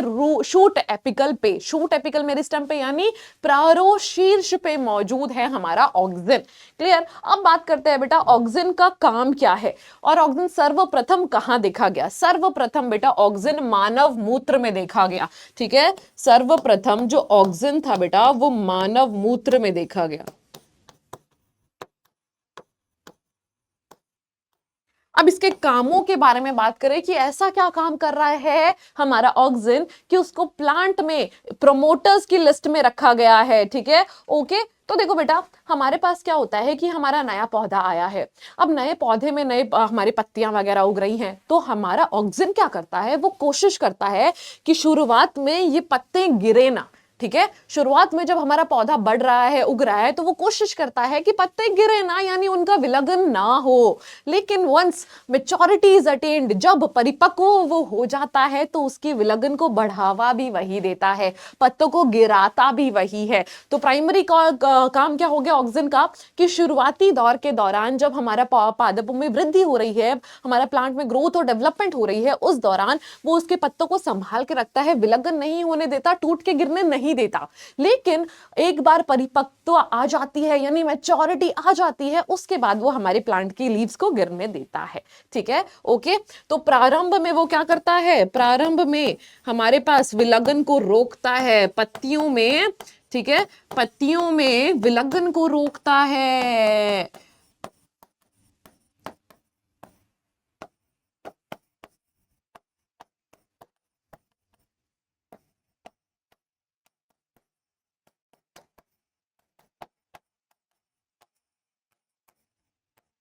अंत में प्रेरित करता है, और अंत में क्या करता है? उसको बढ़ावा दे देता है, उसको प्रेरित कर देता है। ठीक है, क्लियर है बेटा? तो जल्दी से देखो, ऑक्सीजन का सबसे पहला काम हम लोगों ने क्या देखा बेटा?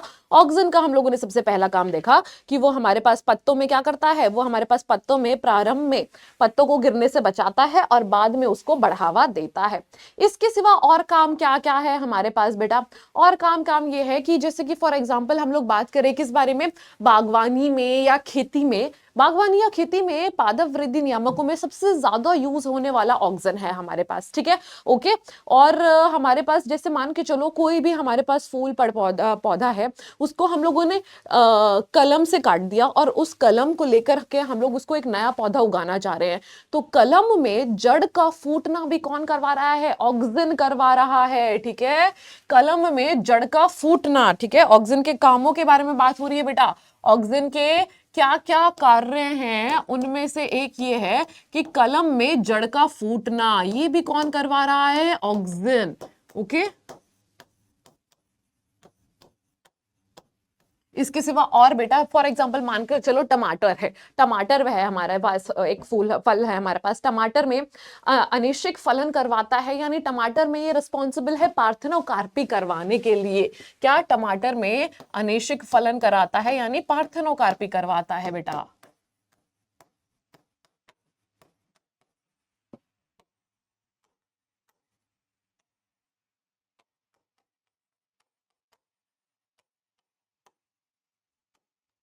पार्थेनोकार्पी करवाता है। इसके सिवा और देखो बेटा और क्या क्या काम हो सकते हैं हमारे ऑक्सीजन के। हमारे ऑक्सीजन में बेटा अनानास मान लो, यानी पाइनएप्पल, पाइनएप्पल में ये फ्लावरिंग को प्रमोट करता है, पाइनएप्पल में पुष्पासन करवाता है, अनानास में पुष्पासन करवाता है, ठीक है।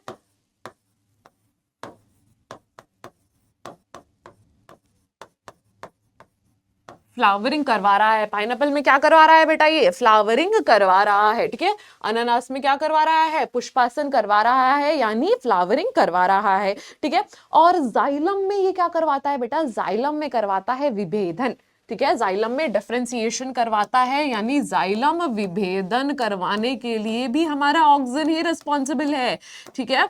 ओके, चिंता की कोई बात नहीं है बेटा, इस स्लाइड में हम लोग ऑक्सीजन के जितने भी काम लिखेंगे, ठीक है, जितने भी काम इस स्लाइड में हम ऑक्सीजन के लिखने वाले हैं, इसके सिवा कुछ एक्स्ट्रा नहीं पूछा जाएगा आपके एग्जाम में।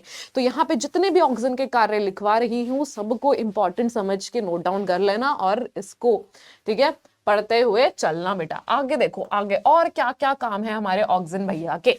हमारे ऑक्सीजन भैया कहते हैं कि अगर मैंने पार्थेनोकार्पी करवा दी और ये सब करवा दिया और मैं मौजूद हूं कहां पे, प्रारो शीर्ष पे मौजूद हूं, यानी मैं शूट के एपिकल यानी सबसे ऊपरी भाग में मौजूद हूं, शीर्ष पे मौजूद हूं, तो इस वजह से जो हमारे ऑक्सीजन भैया हैं वो एक क्रिया के लिए वो है रिस्पॉन्सिबल हैं, जिसका नाम है क्या बेटा, जिसका नाम है शिखाग्र प्रधानता। शिखाग्र प्रधानता यानी एपिकल डोमिनेंस। इसका मतलब क्या है, इसका मतलब ये है बेटा कि जब हमारा कोई पौधा है, ठीक है, मान के चलो मैं एक पौधा हूं और ये मेरा शीर्ष भाग है, मेरा एपिकल भाग है, यहां पे ऑक्सीजन क्या करवाता है कि ऑक्सीजन सिर्फ शीर्ष भाग को बढ़ावा देगा, इसमें वृद्धि करवाएगा, लेकिन जो लेटरल भाग है हमारे पास, ठीक है, जो हमारे साइड वाले भाग हैं, उसमें हमारे पास क्या होगा, यानी जो पार्श्व हिस्से हैं उनमें हमें क्या देखने को मिलेगा, कोई ग्रोथ देखने को नहीं मिलेगी। ये क्यों हो रहा है, क्योंकि जो हमारा ऑक्सीजन है वो सिर्फ एपिकल पार्ट को बढ़ावा दे रहा है बेटा, लेटरल पार्ट्स को बढ़ावा नहीं दे रहा,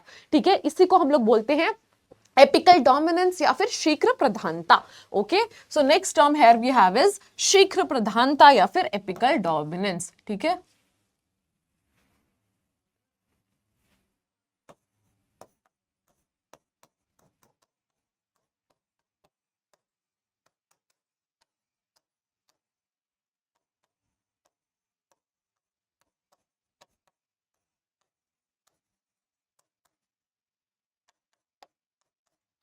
ठीक है, इसमें क्या होगा बेटा, मान के चलो ये हमारा पौधा है, तो इसमें क्या होता है एपिकल डोमिनेंस में कि हमारा जो एपिकल वाला पार्ट है सिर्फ इसकी ग्रोथ होती रहती है, लेकिन ये जो साइड वाले हिस्से हैं बेटा, ये जो हमारे लेटरल साइड हैं, ये जो हमारे पार्श्व हिस्से हैं, इनमें कोई ग्रोथ नहीं होती, ठीक है। इनमें क्या होती है, शीर्ष हिस्सों में अपने पास ग्रोथ होती है, लेकिन जो हमारे साइड वाले हिस्से हैं बेटा, जो पार्श्व हिस्से हैं, इनमें ग्रोथ नहीं होती। तो ये क्यों होता है, क्योंकि ऑक्सीजन सिर्फ एपिकल हिस्से की यानी शीर्ष भाग का जो वृद्धि है वो करवा रहा है, लेटरल भागों की वृद्धि नहीं करवा रहा। इसी को हम लोग बोलते हैं एपिकल डोमिनेंस, यानी हमारे ऑक्सीजन भैया जो हैं वो एपिकल डोमिनेंस भी करवाते हैं, शीघ्राग्र प्रधानता भी दिखाते हैं कि सिर्फ ऊपरी भाग को बढ़ाएंगे, साइड वालों को छोड़ देंगे, ठीक है। क्लियर बेटा। ऑक्सीजन के काम देखो, ऑक्सीजन के कामों में हमारे पास क्या क्या है, टमाटर में पार्थेनोकार्पी अनैच्छिक फलन करवा रहा है, कलम में जड़ फूटना करवा रहा है, जाइलम विभेदन करवा रहा है, किसमें, और अनानास में पुष्पासन करवा रहा है। क्लियर। इतने सारे काम हमारे पास किसके हैं बेटा, यही काम हमारे पास सिर्फ और सिर्फ हमारे ऑक्सीजन भैया के हैं। दो रूप होते हैं उनके, या तो वो नेचुरल हो सकते हैं या वो सिंथेटिक हो सकते हैं। नेचुरल में हमें इंडोल एसिटिक एसिड और संश्लेषित में हमें, सिंथेटिक में हमें नाफ्थलीन एसिटिक एसिड या फिर 2,4-D यानी 2,4-डाइक्लोरोफिनॉक्सी एसिटिक एसिड देखने को मिल सकता है। क्लियर। ढूंढा किसने था, सबसे पहले शुरुआत की थी डार्विन जी और डार्विन जी ने, उसके बाद इसका नामकरण किया था FW वेंट जी ने। क्लियर। ऑक्सीजन क्लियर है बेटा। आगे की नेक्स्ट हार्मोन की तरफ चले। नेक्स्ट हार्मोन क्या है, देखो बेटा, शीर्ष प्रभाविकता के बारे में अभी हम लोगों ने बात करी। शीर्ष प्रभाविकता क्या है उसको एक बार मैं आपको फिर एक बार सरल भाषा में बता देती हूं, सो दैट अपने को याद रहे, ठीक है।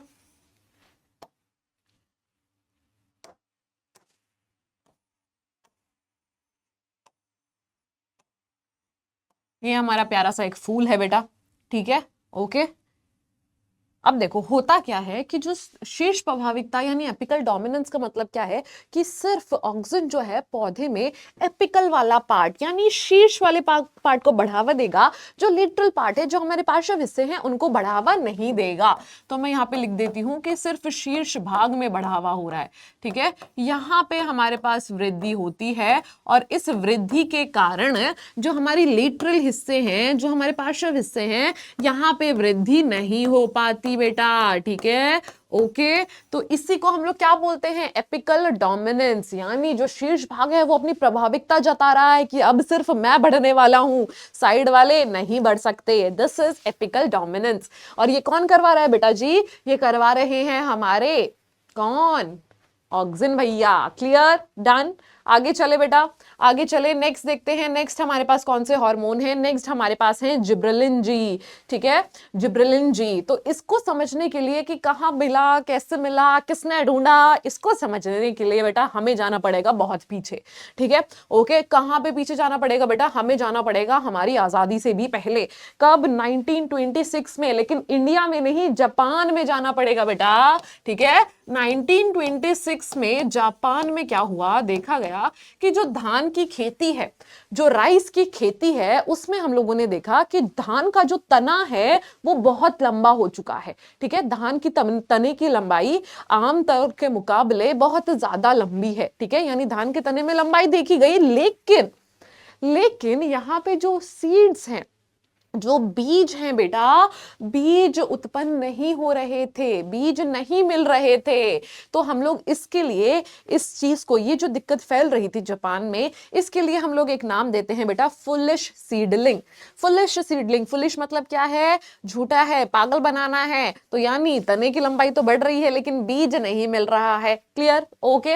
अब देखो बेटा हुआ क्या, कहानी थी जापान में 1926 में, जो धान का तना है उसमें लंबाई देखने को मिली। ठीक है, धान के तने में बहुत ज्यादा लंबाई देखने को मिली, लेकिन वहां हमें सीड देखने को नहीं मिले। इस दौरान क्या हुआ, जो सीड्स थे, सीड हमें देखने को नहीं मिले, यानी बीज हमें देखने को नहीं मिले, बीज उत्पन्न नहीं हुए बेटा। अब क्या हुआ, अब इसी चीज को हम लोगों ने नाम दे दिया बेटा फुलिश सीडलिंग। इस चीज को नाम क्या दिया बेटा, इस चीज को हम लोगों ने नाम दिया फुलिश सीडलिंग या बिकाने डिजीज। ठीक है, ठीक है, या बेकेने डिजीज। ये हमें किस में देखने को मिली बेटा, राइस प्लांट्स में, यानी धान की खेती में। सबसे पहले कहा 1926 में जापान में देखी गई। अब इसके सिवा और क्या देखा गया बेटा, इसके सिवा हम लोगों ने देखा कि जो इसी चीज की वजह से, कि जिस वजह से धान की लंबाई, तने की लंबाई इतनी बढ़ रही है, ये तने की लंबाई इतनी क्यों बढ़ रही है, जिसकी वजह से हमें सीड्स भी नहीं मिल रहे हैं। तो ये लंबाई किसके लिए वजह से बढ़ रही है बेटा, ये लंबाई इसलिए बढ़ रही है क्योंकि यहाँ पे एक चीज हमें देखने को मिली जिसका नाम है जिब्रेला फ्यूजिकोराई। जिब्रेला फ्यूजिकोराई ही आज की डेट में हमारा जिब्रेलिक अम्ल है, यानी जिब्रेलिक एसिड है। ओके, तो ये हमें किस वजह से देखने को मिली बेटा, ये हमें देखने को मिली जिब्रेला की वजह से, जिसको हम लोग नाम देते हैं जिब्रेला फ्यूजिकोराई। ठीक है, ओके, जिसको हम लोग नाम देते हैं बेटा जिब्रेला फ्यूजिकोराई।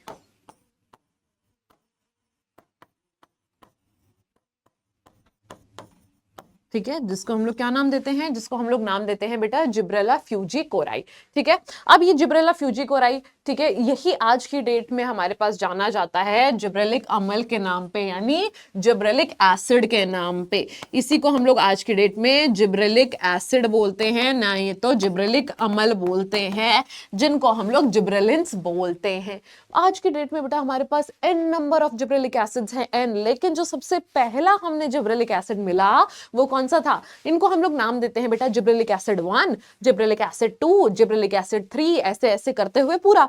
लेकिन जो सबसे पहले देखा गया बेटा दैट वाज जिब्रेलिक एसिड 3। ठीक है, जिब्रेलिक एसिड हमारे पास कैसे नेमिंग इनकी स्टार्ट होती है बेटा, 1 बोलते हैं जिब्रेलिक एसिड, फिर हम लोग इसको 2 बोलते हैं, जिब्रेलिक एसिड 2 बोलते हैं, और फिर इसको हम लोग जिब्रेलिक एसिड 3 बोलते हैं, एंड सो ऑन। ठीक है, तो बेटा इसमें जो सबसे पहला मिला था, जो सबसे पहला मिला था, जो सर्वप्रथम मिलने वाला था बेटा, वो हमारे पास जो था वो था जिब्रेलिक एसिड 3। कौन सा था? जिब्रेलिक एसिड 3 हमारे पास सर्वप्रथम हम लोगों को देखने को मिला। ओके, तो हम लोगों ने देखा 1926 में जापान में एक दिक्कत होने लगी, जिसमें हम लोगों के धान के तने तो लंबे हो गए लेकिन बीज नहीं मिले, सीड नहीं मिले। तो उस डिजीज को हम लोगों ने नाम दिया बेकेन डिजीज। ठीक है, क्या नाम दिया बेटा? बेकेन डिजीज नाम दिया, या फिर फुलिश सीडलिंग नाम दिया। और वहीं पे हमने देखा कि तने की लंबाई क्यों रही है, क्योंकि जो वहां पे जिब्रेला फ्यूजिकोराई यानी जिब्रेलिक एसिड मौजूद है, जिनको हम लोग जिब्रेलिन्स बोलते हैं।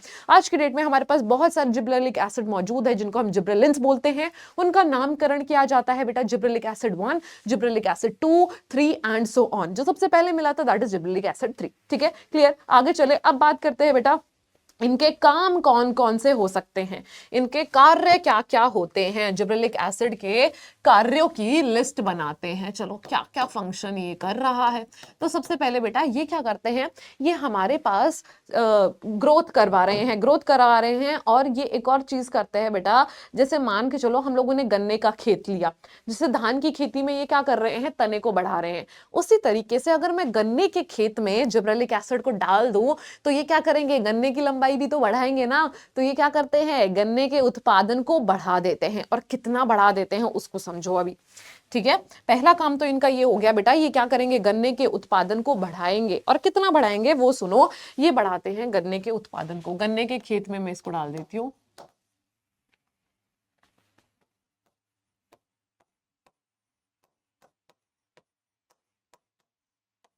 देखिए, जैसे ही मैंने गन्ने के खेत में हमारे जिब्रेलिक एसिड भैया जी को भेजा कि अब जाओ, अब आपका काम शुरू है, तो वो क्या करता है बेटा, गन्ने के खेत में पैदावार को बढ़ा देता है। क्या करता है, पैदावार को बढ़ा देता है। ठीक है, और पैदावार बढ़ेगी, किस प्रकार बढ़ेगी बेटा, 20 टन प्रति एकड़ बढ़ जाती है। कितनी? 20 टन प्रति एकड़ जो है इसकी पैदावार बढ़ जाती है। और ये किस वजह से बढ़ रही है, ये कौन करवा रहा है, ये हमारे जिब्रेलिक एसिड भैया करवा रहे हैं। क्लियर? ओके, फिर ये क्या करते हैं बेटा, जरावस्था को रोकते हैं। जरावस्था क्या है, बुढ़ापे को रोकते हैं। ठीक है, प्लांट्स में जरावस्था को रोकते हैं, बुढ़ापा आने से रोकते हैं। और क्या क्या काम हो गए हमारे जिब्रेलिक एसिड के, उस बारे में बात करते हैं। तो जिब्रेलिक एसिड का और काम हमारे पास भैया ये हो जाता है कि गन्ने की खेती बढ़ा दी, और बाकी जो पौधे हैं उनमें भी लंबाई बढ़ाएगा। फॉर एग्जाम्पल अक्ष की लंबाई बढ़ा दी इन्होंने। ठीक है, ओके, यहाँ पे इस पौधे की हमारे पास लंबाई बढ़वा दी। अब इसके सिवा और क्या क्या किया बेटा, और कौन कौन से पादपों की लंबाई में वृद्धि कर सकता है। मान के चलो सेब। ठीक है, जो सेब है, सेब में भी ये क्या करवाता है बेटा, सेब का भी साइज इंक्रीज करवाता है। क्या करवाता है, हमारे पास सेब की भी लंबाई बढ़वाता है। ओके, और क्या काम है इसके सिवा, इसका ये काम है बेटा कि अंगूर के डंठल की लंबाई बढ़वाता है। किसकी लंबाई, अंगूर के डंठल की भी लंबाई ये हमारे पास बढ़वाएगा।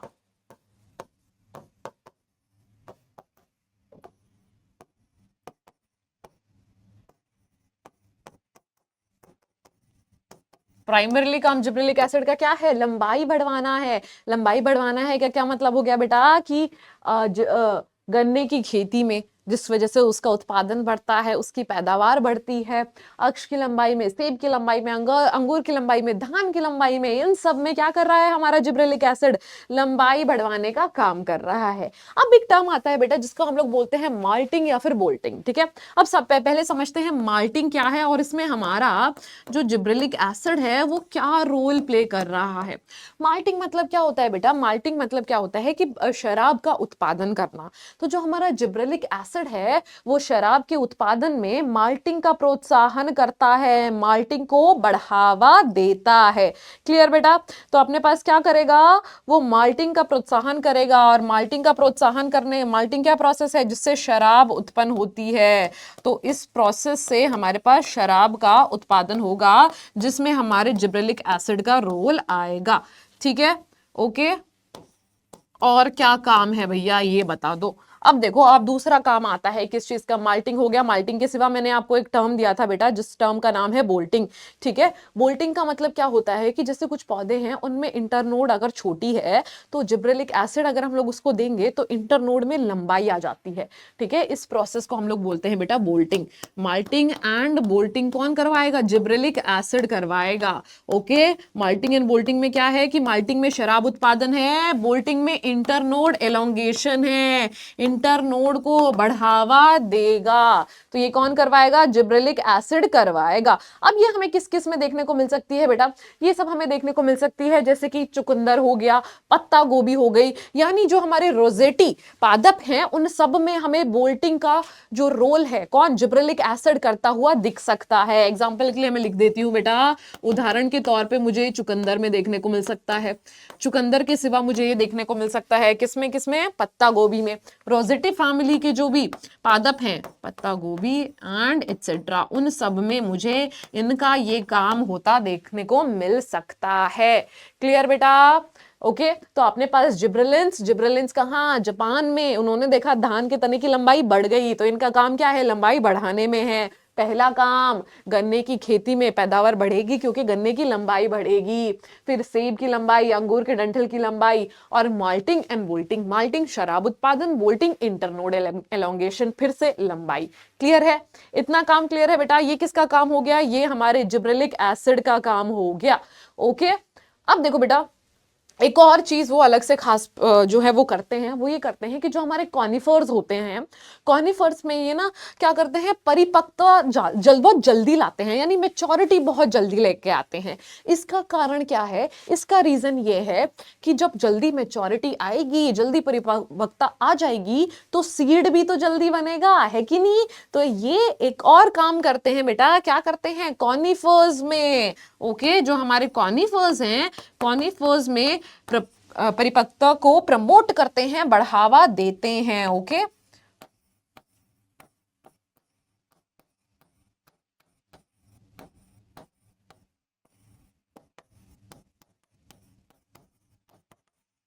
ओके, ताकि जल्दी सीड बन सके, अर्ली सीड प्रोडक्शन हो सके, इसलिए ये कोशिश करते हैं हमारे पास जल्दी परिपक्वता आ जाए। क्लियर है बेटा?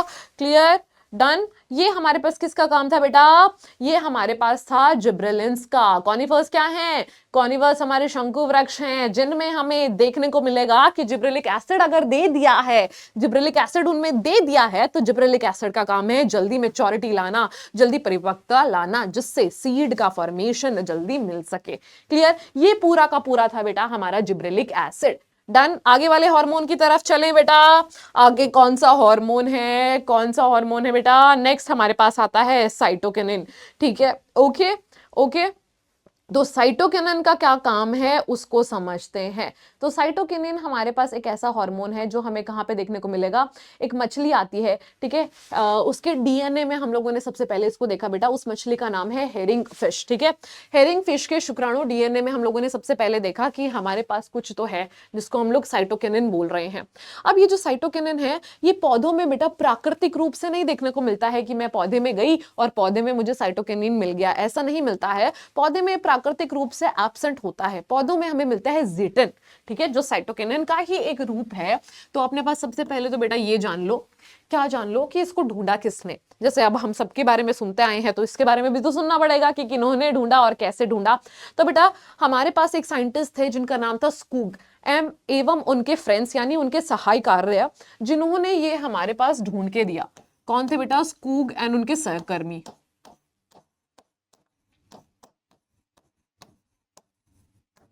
ठीक है, स्कूग जी और उनके फ्रेंड्स थे जिन्होंने हमें साइटोकिनिन्स के बारे में बताया कि भाई ऐसा कुछ है प्लांट्स में। ओके, अब देखो बेटा, अब ऐसा जो कुछ है वो क्या कर रहा है? वो प्लांट में जल्दी जल्दी सेल डिवीजन करवा रहा है। क्या करवा रहा है? प्लांट में जल्दी जल्दी सेल डिवीजन करवा रहा है। अगर साइटोकिनिन्स प्लांट में जल्दी जल्दी विभाजन करवा रहा है, कोशिका विभाजन के लिए रिस्पॉन्सिबल है, तो कौन से हिस्सों में मिलेगा? उन्हीं हिस्सों में तो मिलेगा जहां हमें रैपिड सेल डिवीजन देखने को मिल रहा है, जहां हमें सेल विभाजन बहुत बहुत तेजी से होता हुआ दिख रहा है, वहीं पे तो मिलेगा फिर, है ना। तो स्कूग जी एवं उनके सहकर्मियों ने उन्होंने देखा कि हमारे पास जो तंबाकू का इंटरनोड का पिथ था, ठीक है, तंबाकू का इंटरनोड पिथ में जब उन्होंने देखा कि बहुत तेजी से हमारे पास क्या हो रहा है, प्रचुरन हो रहा है, क्या हो रहा है बेटा, प्रचुरन हो रहा है, वहीं पे हमें देखने को मिले साइटोकिनिन्स। तो इन्होंने क्या काम किया था, इन्होंने स्कूग एंड उनके सहकर्मियों ने तंबाकू के इंटरनोड के पिथ में काम किया था। ओके, तंबाकू के इंटरनोड के पिथ में उन्होंने हमारे पास काम किया था। Clear, done, okay. अब देखो बेटा, ये तो हमें पता चल गया, स्कूग जी ने हमें बताया साइटोकिनिन्स नाम की एक चीज है, ठीक है, ओके, जिसका काम है तंबाकू के इंटरनोड पिथ का प्रचुरन करवाना। ओके, अब देखो बेटा, इनका काम क्या है, जैसे मैंने बोला, जहां तेजी से सेल डिवीजन हो रहा है, जहां तेजी से कोशिका विभाजन हो रहा है, वहां मुझे ये साइटोकिनिन्स देखने को मिलेंगे, ठीक है। तो देखो बेटा, पौधों में एक और पॉइंट में लिखवाना भूल गई आपको कि पौधों में जो हमारे साइटोकिनिन्स है वो हमें नेचुरली नहीं मिलेंगे। क्या मिलेंगे बेटा, जो हमारे काइनेटिन है वो पौधों में प्राकृतिक रूप से मौजूद नहीं होते, ठीक है, पौधों में प्राकृतिक रूप से मौजूद नहीं होंगे, ठीक है, ठीक है। वहां पे क्या देखने को मिलेगा बेटा, वहां पे हमें जिटिन देखने को मिलेगा, ठीक है, क्या देखने को मिलेगा, वहां पे हमें जिटिन देखने को मिलेगा। ये सब हमारे पास क्या है बेटा, ये सब हमारे पास क्या साइटोकिनिन्स के रूप हैं। अब देखो बेटा, अब होता क्या है, इनका काम क्या है, जैसे मैंने आपको बताया, इनका काम है तीव्र कोशिका विभाजन, यानी रैपिड सेल डिवीजन। तीव्र कोशिका विभाजन तो उन हिस्सों में मिलेंगे जहां पे हमारे पास रैपिड सेल डिवीजन हो रहा है। Clear, okay, done. सबसे पहले हमारे पास हमने देखा ऑक्सिन, ऑक्सिन के बाद जिबरेलिन, जिबरेलिन के बाद हम लोगों ने देखा साइटोकिनिन्स। साइटोकिनिन्स में हम लोगों ने देखा कि हमारे पास वो कहां पे मिलेंगे, जहां पे रैपिड सेल डिवीजन हो रहा है, बहुत तेजी से सेल डिवीजन हो रहा है। ओके, अब देखो बेटा, अब जैसे हम लोगों ने ऑक्सिन के भैया के बारे में एक चीज बोली थी कि वो भैया क्या करते हैं, ऊपर आसन पे बैठ जाते हैं और सिर्फ ऊपर वाले आसन के लोगों को ही ऊपर बढ़ावा देते हैं, साइड वाले जो पेड़ पौधे हैं, जो पत्ते हैं, उनको हटा देते हैं, उनको बढ़ावा नहीं देते, उनमें वृद्धि नहीं होने देते, है ना। That is what apical dominance. तो ये क्या करते हैं भैया, ऑक्सिन भैया बैठ जाते हैं प्लांट के ऊपर और सिर्फ बोलते हैं कि मेरे नीचे जो हिस्से हैं सिर्फ वही बढ़ेंगे, जो पार्श्व वाले हिस्से हैं उनको नहीं बढ़ने दूंगा, है कि नहीं। तो अब ये जो साइटोकिनिन्स है ना, उनसे ये नाइंसाफी देखी नहीं जाती बेटा, ठीक है। तो साइटोकिनिन्स क्या करते हैं, ऑक्सिन को बोलते हैं कि ये जो आपकी एपिकल डोमिनेंस चल रही है इसको मत चलने दो, ठीक है। तो यानी एपिकल डोमिनेंस के विपरीत कोई आके आवाज उठाता है तो वो कौन है, हमारे साइटोकिनिन्स भैया हैं। वो ऑक्सिन को बोलते हैं कि भाई पार्श्व जो पत्ते वगैरह हैं, जो कली वगैरह हैं, उनको भी तो मौका दो, ठीक है।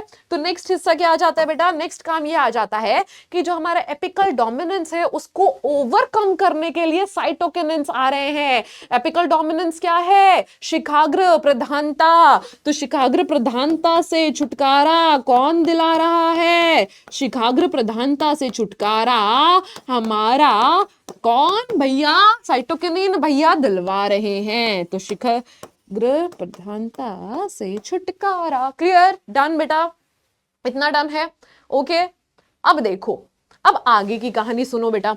ओके, अब आगे और क्या क्या काम करता है, पहला हो गया शिखाग्र प्रधानता को रोकता है और तीव्र कोशिका विभाजन करवाता है। अब देखो बेटा, अगर शिखाग्र प्रधानता रोक रहा है तो दैट मीन्स इसका काम क्या हो गया, लेटरल वाली साइड में जो भी चीजें हैं, पार्श्व वाले हिस्से में जो भी चीजें हैं उनकी वृद्धि करवाना।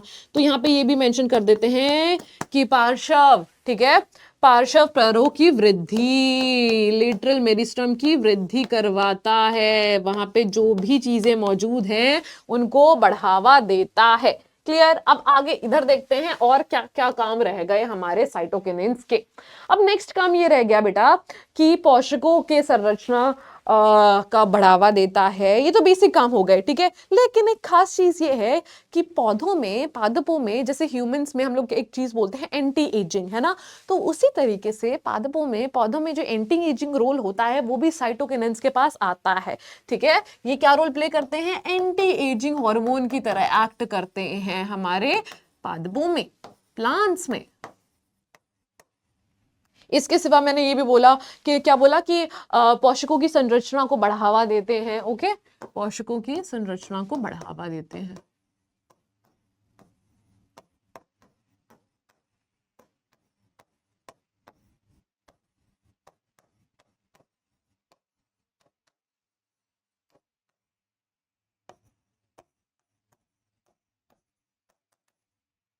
क्लियर है बेटा?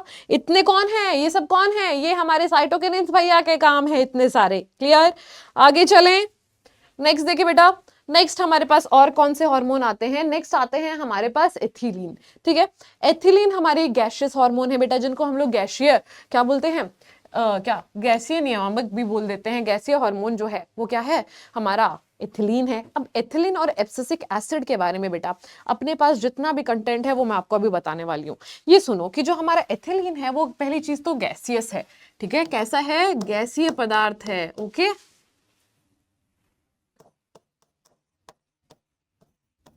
कैसा पदार्थ है बेटा? गैसीय पदार्थ है। ठीक है, ओके। अब आगे की बात देखो, आगे और क्या क्या का काम है हमारे पास किसका? एथिलीन जी का। एथिलीन जी कैसे और उनको ढूंढा कैसे गया बेटा?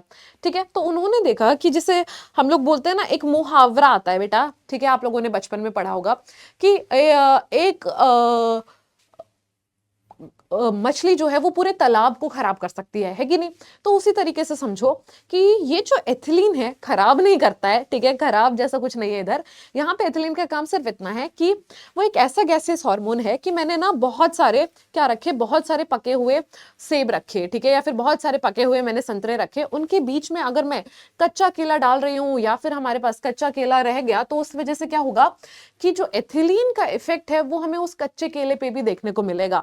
यानी अब वो जो कच्चा केला है उसमें भी परिपक्वता आ जाएगी। ठीक है, तो फ्रूट राइपनिंग के लिए कौन रिस्पॉन्सिबल है? हमारा एथिलीन रिस्पॉन्सिबल है। ठीक है, ओके। तो देखो बेटा, यह जरावस्था को प्राप्त होते उत्तकों तथा पकते हुए फलों द्वारा भारी मात्रा में संश्लेषित किया जाता है। यानी जो पकते हुए फल हैं वो उसको भारी मात्रा में बनाते हैं, सिंथेसाइज करते हैं। अब जैसे ही वो उसको सिंथेसाइज करते हैं, जैसे मैंने आपको बताया पके हुए ऑरेंजेस वो इसको संश्लेषित कर रहे हैं और क्या उसका इफेक्ट हमें उस कच्चे केले पे भी देखने को मिल रहा है। क्लियर? अब देखो बेटा, अब आगे की कहानी सुनो। अब ये हमारे पास क्या करते हैं बेटा, जितने भी हमारे पास एथिलीन है, एथिलीन हमारे पास क्या होता है बेटा? ढूंढा। हाँ, ढूंढा किसने था बेटा? एच कजन्स ने ढूंढा था। किन्होंने ढूंढा था बेटा? कजन्स ने ढूंढ के दिया था, जिन्होंने हमारे पास संतरे और केले वाली बात कही थी कि किस तरह कच्चे संतरे में हम लोग केला रखेंगे तो हमारा केला भी जो है पक जाएगा। ओके, अब देखो, अब नेक्स्ट कहानी क्या आती है बेटा कि हमारे पास ये क्या क्या करवाता है। पहली चीज तो बेटा ये हमारे पास पौधों की अनुप्रस्थ वृद्धि करवाता है, अक्षों में फुलाव एवं द्विबीजी निवेदों में अंकुश रचना को प्रभावित करता है। ठीक है, एथिलीन जरावस्था एवं लगन को मुक्त पत्तियों एवं फूलों में बढ़ाती है, यानी एब्सिसेंस यानी सिनेंसिस और डोरमेंसी को बढ़ाती है। कौन? एथिलीन। एथिलीन का काम क्या है? ओके, ये सिनेंसिस और एब्सिशन को बढ़ाती है। ओके, बुढ़ापे को एवं विलगन को यानी पत्तियों के टूटने को, गिरने को बढ़ावा देती है बेटा। ओके, आगे देखो बेटा, ये हमारे पास फलों को पकाने में बहुत प्रभावी है। इंपॉर्टेंट चीजें यहां पे मैं लिख देती हूं कि ये फलों को पकाने में बहुत ज्यादा, ठीक है, बहुत ज्यादा प्रभावी रोल प्ले करता है।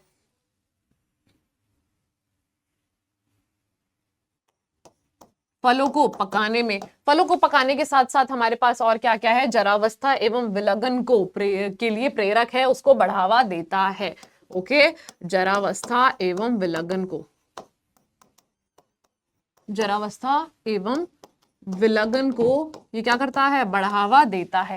अब आगे देखो कि हमारे पास एथिलीन के बारे में और खास बात क्या है कि ये हमारे पास गहरे पानी के धान के पौधों में पर्णवृत्त को तीव्र डिग्रीकरण के लिए प्रोत्साहित करती है। यानी ये जो हमारे धान होते हैं, जो गहरे पानी के धान होते हैं, उनमें इंटरनोड इलोंगेशन करवाती है। ठीक है, इंटरनोड में तीव्र दीर्घीकरण के लिए भी रिस्पॉन्सिबल है हमारे पास कौन? एथिलीन बेटा। ओके, इसके सिवा एक और इंपॉर्टेंट चीज आ रही थी बेटा, हम बात कर रहे थे श्वसन वृद्धि। देखो, जब भी हमारा कोई भी फ्रूट राइपनिंग स्टार्ट होता ही है, फलों को पकने का प्रोसेस स्टार्ट होता है, तब जो रेस्पिरेटरी गति यानी रेस्पिरेटरी स्पीड को, ठीक है, रेस्पिरेटरी रेट को जो बढ़ाया जाता है, श्वसन की गति को जो बढ़ाया जाता है, उस श्वसन की गति के बढ़ने के प्रोसेस को हम लोग क्या बोलते हैं बेटा? उसको हम नाम देते हैं क्लाइमेटिक श्वसन कहते हैं। यानी जब जब हमारे फ्रूट जो है पकना स्टार्ट होंगे, पकने के दौरान श्वसन की गति बढ़ जाती है, और ये जो रेस्पिरेटरी रेट बढ़ चुका है इसको हम लोग बोलते हैं क्लाइमेटिक श्वसन। तो क्लाइमेटिक श्वसन क्या है? वो श्वसन की क्रिया है, गति है जो बढ़ जाती है, कब? जब फल पकते हैं उस दौरान। नेक्स्ट देखो बेटा, नेक्स्ट हमारे पास क्या होता है कि एथिलीन बीज तथा कलिका प्रसुप्ति को तोड़ती है, यानी ये बर्ड और सीड डॉर्मेंसी को तोड़ती है। डॉर्मेंसी या प्रसुप्ति क्या है कि हमारा जो बर्ड है, जो सीड है ना, वो स्लीप में चला जाता है, नींद में चला जाता है, यानी अब वो कोई काम नहीं करेगा, कोई एक्टिविटी नहीं परफॉर्म करेगा। तो उस स्टेट को तोड़ने के लिए, उस प्रसुप्ति के क्रिया को तोड़ने के लिए हमारे पास कौन आएगा? एथिलीन। तो एथिलीन हमारी सीड और यानी बीज और कली की प्रसुप्ति को तोड़ता है बेटा। इसके सिवा मूंगफली में बीज अंकुरण, ठीक है, और आलू के कदों को अंकुरित करती है, ठीक है। ये सारे होने के बाद बेटा और वो क्या करती है कि हमारे पास एथिलीन अनानास के फूलन में, यानी अनानास के पुष्पासन में, फूलन में एवं और फल को समकालिता देती है, यानी सिंक्रोनाइजेशन प्रोवाइड करती है। एथिलीन क्या करती है? एथिलीन अनानास के फूलने में और उसके फल में समकालिकता प्रोवाइड करती है। Synchronisation in fruiting and flowering of pineapple बेटा, अनानास के फूलों एवं फलों में, ठीक है, फूलों में एवं फलों में बेटा वो क्या प्रोवाइड करती है? समकालिकता प्रोवाइड करती है, सिंक्रोनाइजेशन प्रोवाइड करती है। ये काम हो गया हमारे पास किसका? एथिलीन का काम हो गया। अब टमाटर और सेब के जो फल होते हैं बेटा, एक और वो काम करता है कि जो टमाटर और सेब के फल हैं उनको पकाने की गति को बढ़ाता है। वही बात है, फ्रूट राइपनिंग में इसका प्राइमरली रोल है। तो टमाटर व सेब के, ठीक है, इंपॉर्टेंट पॉइंट्स यहाँ पे हम लोग लिख ले रहे हैं बेटा। टमाटर व सेब को पकाने की गति को बढ़ाता है, उसके लिए रिस्पॉन्सिबल है। कौन रिस्पॉन्सिबल है हमारे पास बेटा? हमारा एथिलीन। ओके, ठीक है। अब देखो बेटा, ये हमारे पास ज्यादातर कहाँ यूज हो रहा है? हमारे पास कृषि में इसका उपयोग हो रहा है, और ये आम में, ठीक है, कृषि में इसका उपयोग हो रहा है, धानों में इसका उपयोग हो रहा है। इसके साथ साथ ये देखो, कृषि में सर्वाधिक इस्तेमाल होने वाली पीजीआर है, यानी कृषि में सर्वाधिक यूज होने वाला प्लांट ग्रोथ हार्मोन है, प्लांट वृद्धि नियामक है। इसका इस्तेमाल बेटा बहुत सारे, ठीक है, इसका इस्तेमाल जो होता है एथेफॉन की तरीके के रूप में होता है। एथेफॉन जलीय पदार्थ है, ठीक है, जो आसानी से, ठीक है, एथेफॉन कैसा है? जलीय पदार्थ है जो आसानी से अब्जॉर्ब हो जाता है। किसके द्वारा अब्जॉर्ब हो जाता है बेटा? किसके द्वारा? हमारे पास पौधों में अब्जॉर्ब हो जाता है और धीरे धीरे एथिलीन को रिलीज करता है, एथिलीन को मुक्त करता है। क्लियर? एथिलीन क्या है? गैसियस है। उसका काम क्या है? राइपनिंग करवाना, विलगन को बढ़ावा देना, जरावस्था को बढ़ावा देना। और जो हमारे टमाटर और सेब है, इन सबको पकाने के लिए किसका रोल आता है बेटा? प्राइमरली हमारा एथिलीन का रोल आता है। ठीक है, ओके, ठीक है। अब एक और इंपॉर्टेंट चीज है बेटा, जो कुकुरबिटेसी फैमिली है हमारी, यानी खीरे की फैमिली, हमारी क्यूकम्बर की फैमिली, उसमें मादा पुष्पों को बढ़ाता है, ठीक है, मादा पुष्पों की मात्रा को बढ़ावा देता है हमारा एथिलीन। एथिलीन के बाद नेक्स्ट हार्मोन आता है बेटा हमारे पास, कौन सा? Abscisic acid. अब देखो बेटा, जो एब्सिसिक एसिड है उसको हम लोग क्या बोल सकते हैं? ABA बोल सकते हैं, ठीक है। ये क्या करता है? ये इसका जो मेन रोल आता है बेटा, वो आता है डॉर्मेंसी में, अब्सेशन में, ठीक है, प्रसुप्ति में और विलगन में इसका मेन रोल आता है। दो मेन रोल हमारे पास एब्सिसिक एसिड हैं कि एक तो हो गया विलगन और दूसरा एंड सीड डॉर्मेंसी। विलगन मतलब जब हमारा जो पेड़ है वो पत्ते वत्ते झड़ने लगेंगे, फूल वगैरह झड़ने लगेंगे, ओके। और प्रसुप्ति क्या है? डॉर्मेंसी, जब वो कोई एक्टिव स्टेट में नहीं होगा, कुछ एक्टिव रोल प्ले नहीं कर रहा होगा, तो उस दौरान हमारा एब्सिसिक एसिड का रोल आता है बेटा। ओके, अब देखो बेटा, अब इसमें और क्या क्या है बेटा, इसके और बाकी कामों को समझते हैं। सबसे पहले हमारे पास एब्सिसिक एसिड हमारा सीड डॉर्मेंसी और वो करता है। इसके सिवा बेटा ये हमारा एक निरोधक की तरह काम करता है। निरोधक हमारे पास हम लोगों ने बोला कि एब्सिसिक एसिड क्या है? निरोधक है, यानी हमारा वो क्या करता है? पादप वृद्धि, ठीक है, में किसका? पादप उपापचय में निरोधक का काम करता है। किसकी तरह काम करता है बेटा? निरोधक की तरह काम करता है। और क्या काम रहेगा बेटा इसका? और काम रहेगा कि ये बीज अंकुरण के निरोध काम करता है, ठीक है, बीज में अंकुरण का निरोध करता है, अंकुरण का निरोध करता है।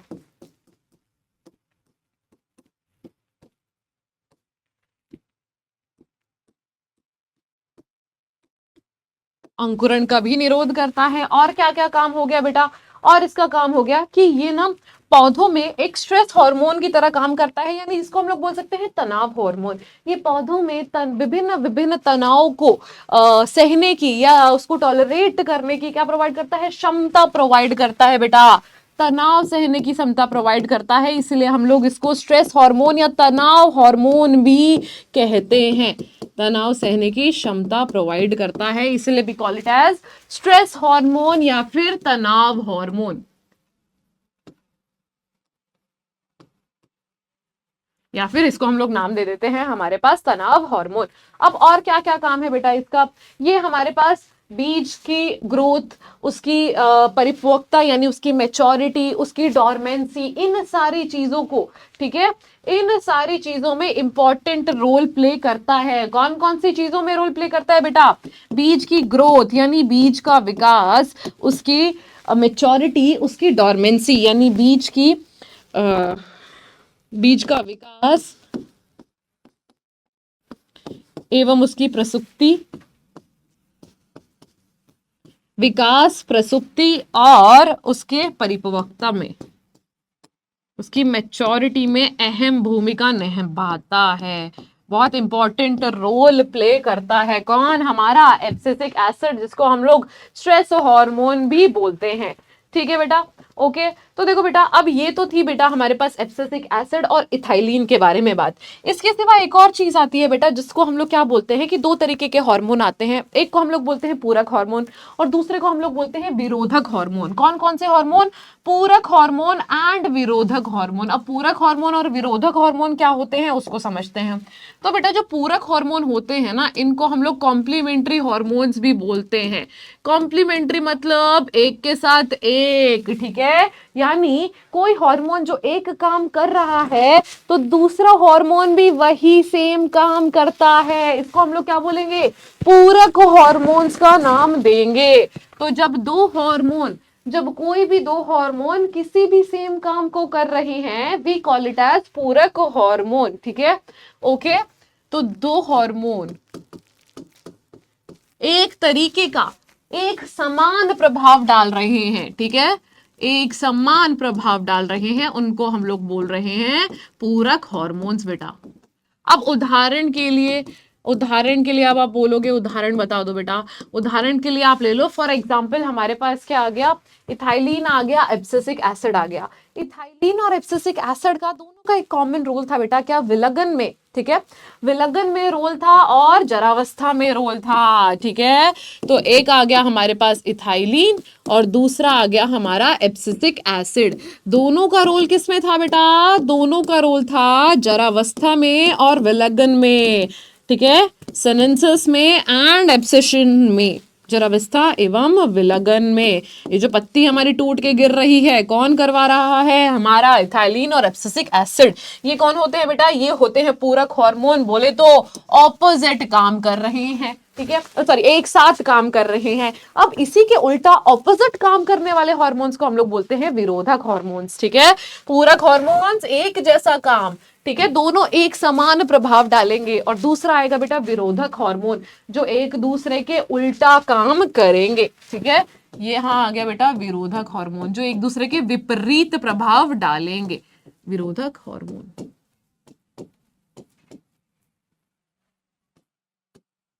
तो इसकी परिभाषा क्या हो जाएगी बेटा कि जो दो हार्मोन्स एक दूसरे के विपरीत काम करते हैं, एक दूसरे के विपरीत काम करते हैं, वी कॉल इट एज विरोधक हार्मोन्स।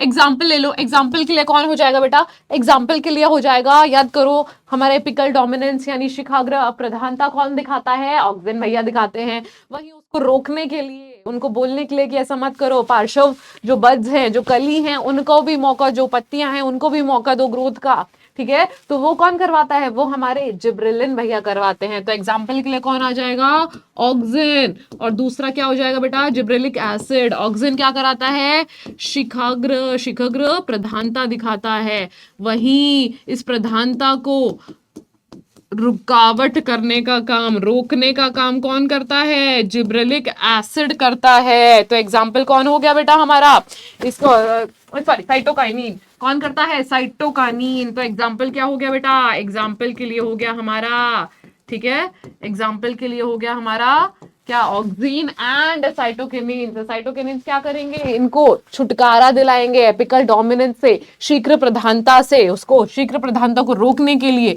उससे छुटकारा दिलाने के लिए हमारे कौन आएंगे, साइटोकिनिन्स आएंगे। और जिब्रेलिन्स का काम क्या है, इलोंगेशन करवाना, स्टेम इलोंगेशन करवाना, इंटरनोड इलोंगेशन करवाना, ठीक है, ये सब काम किसका है, जिब्रेलिन का है। वही साइटोकिनिन्स का काम है एपिकल डोमिनेंस को रोकना, शीघ्र प्रधानता को रोकना, और ऑक्सिन का काम क्या है, शीघ्र प्रधानता को बढ़ावा देना, ठीक है। तो दो तरीके के हार्मोन्स हो गए बेटा, पूरक हार्मोन्स एंड विरोधक हार्मोन्स। पूरक हार्मोन्स कौन है, वो दो हार्मोन जो एक समान, ठीक है, एक समान काम करते हैं, और दो हार्मोन्स जो एक दूसरे के उल्टा काम करते हैं, विपरीत काम करते हैं, हमारे विरोधक हार्मोन्स हो गए। एक समान हार्मोन्स के लिए इथाइलिन एब्सिसिक एसिड, दोनों विलगन और जरावस्था को प्रमोट करते हैं, उसके प्रेरक होते हैं। वहीं दूसरी तरफ हमारे निरोधक हार्मोन्स जो एक दूसरे के उल्टा, फॉर एग्जाम्पल ऑक्सिन, उसका काम क्या है कि शीघ्र प्रधानता को बढ़ावा देना, एपिकल डोमिनेंस बढ़ाना। वहीं दूसरी तरफ हमारे पास साइटोकिनिन है जो इसको रोकेगा, इससे छुटकारा दिलाएगा, ठीक है बच्चों। तो ये था हमारे पास हमारा चैप्टर बेटा, जिसका नाम था क्या, जिसका नाम था पादप वृद्धि एवं परिवर्धन, या फिर प्लांट ग्रोथ एंड डेवलपमेंट। तो आपका होमवर्क ये रहेगा बेटा, आपको अपनी बुक में से चैप्टर को रीड करना है, और इसके PY जो क्वेश्चंस हैं उनका रिटर्न में प्रैक्टिस करना है। बुक में जो डायग्राम्स है, डायग्राम्स को देखना है, और बुक की रीडिंग के बाद PYQ प्रैक्टिस। तो आज के सेशन को हम लोग यहीं खत्म करते हैं, नेक्स्ट सेशन में मिलेंगे हम हमारे नए चैप्टर के साथ। Thanks for joining, all the best.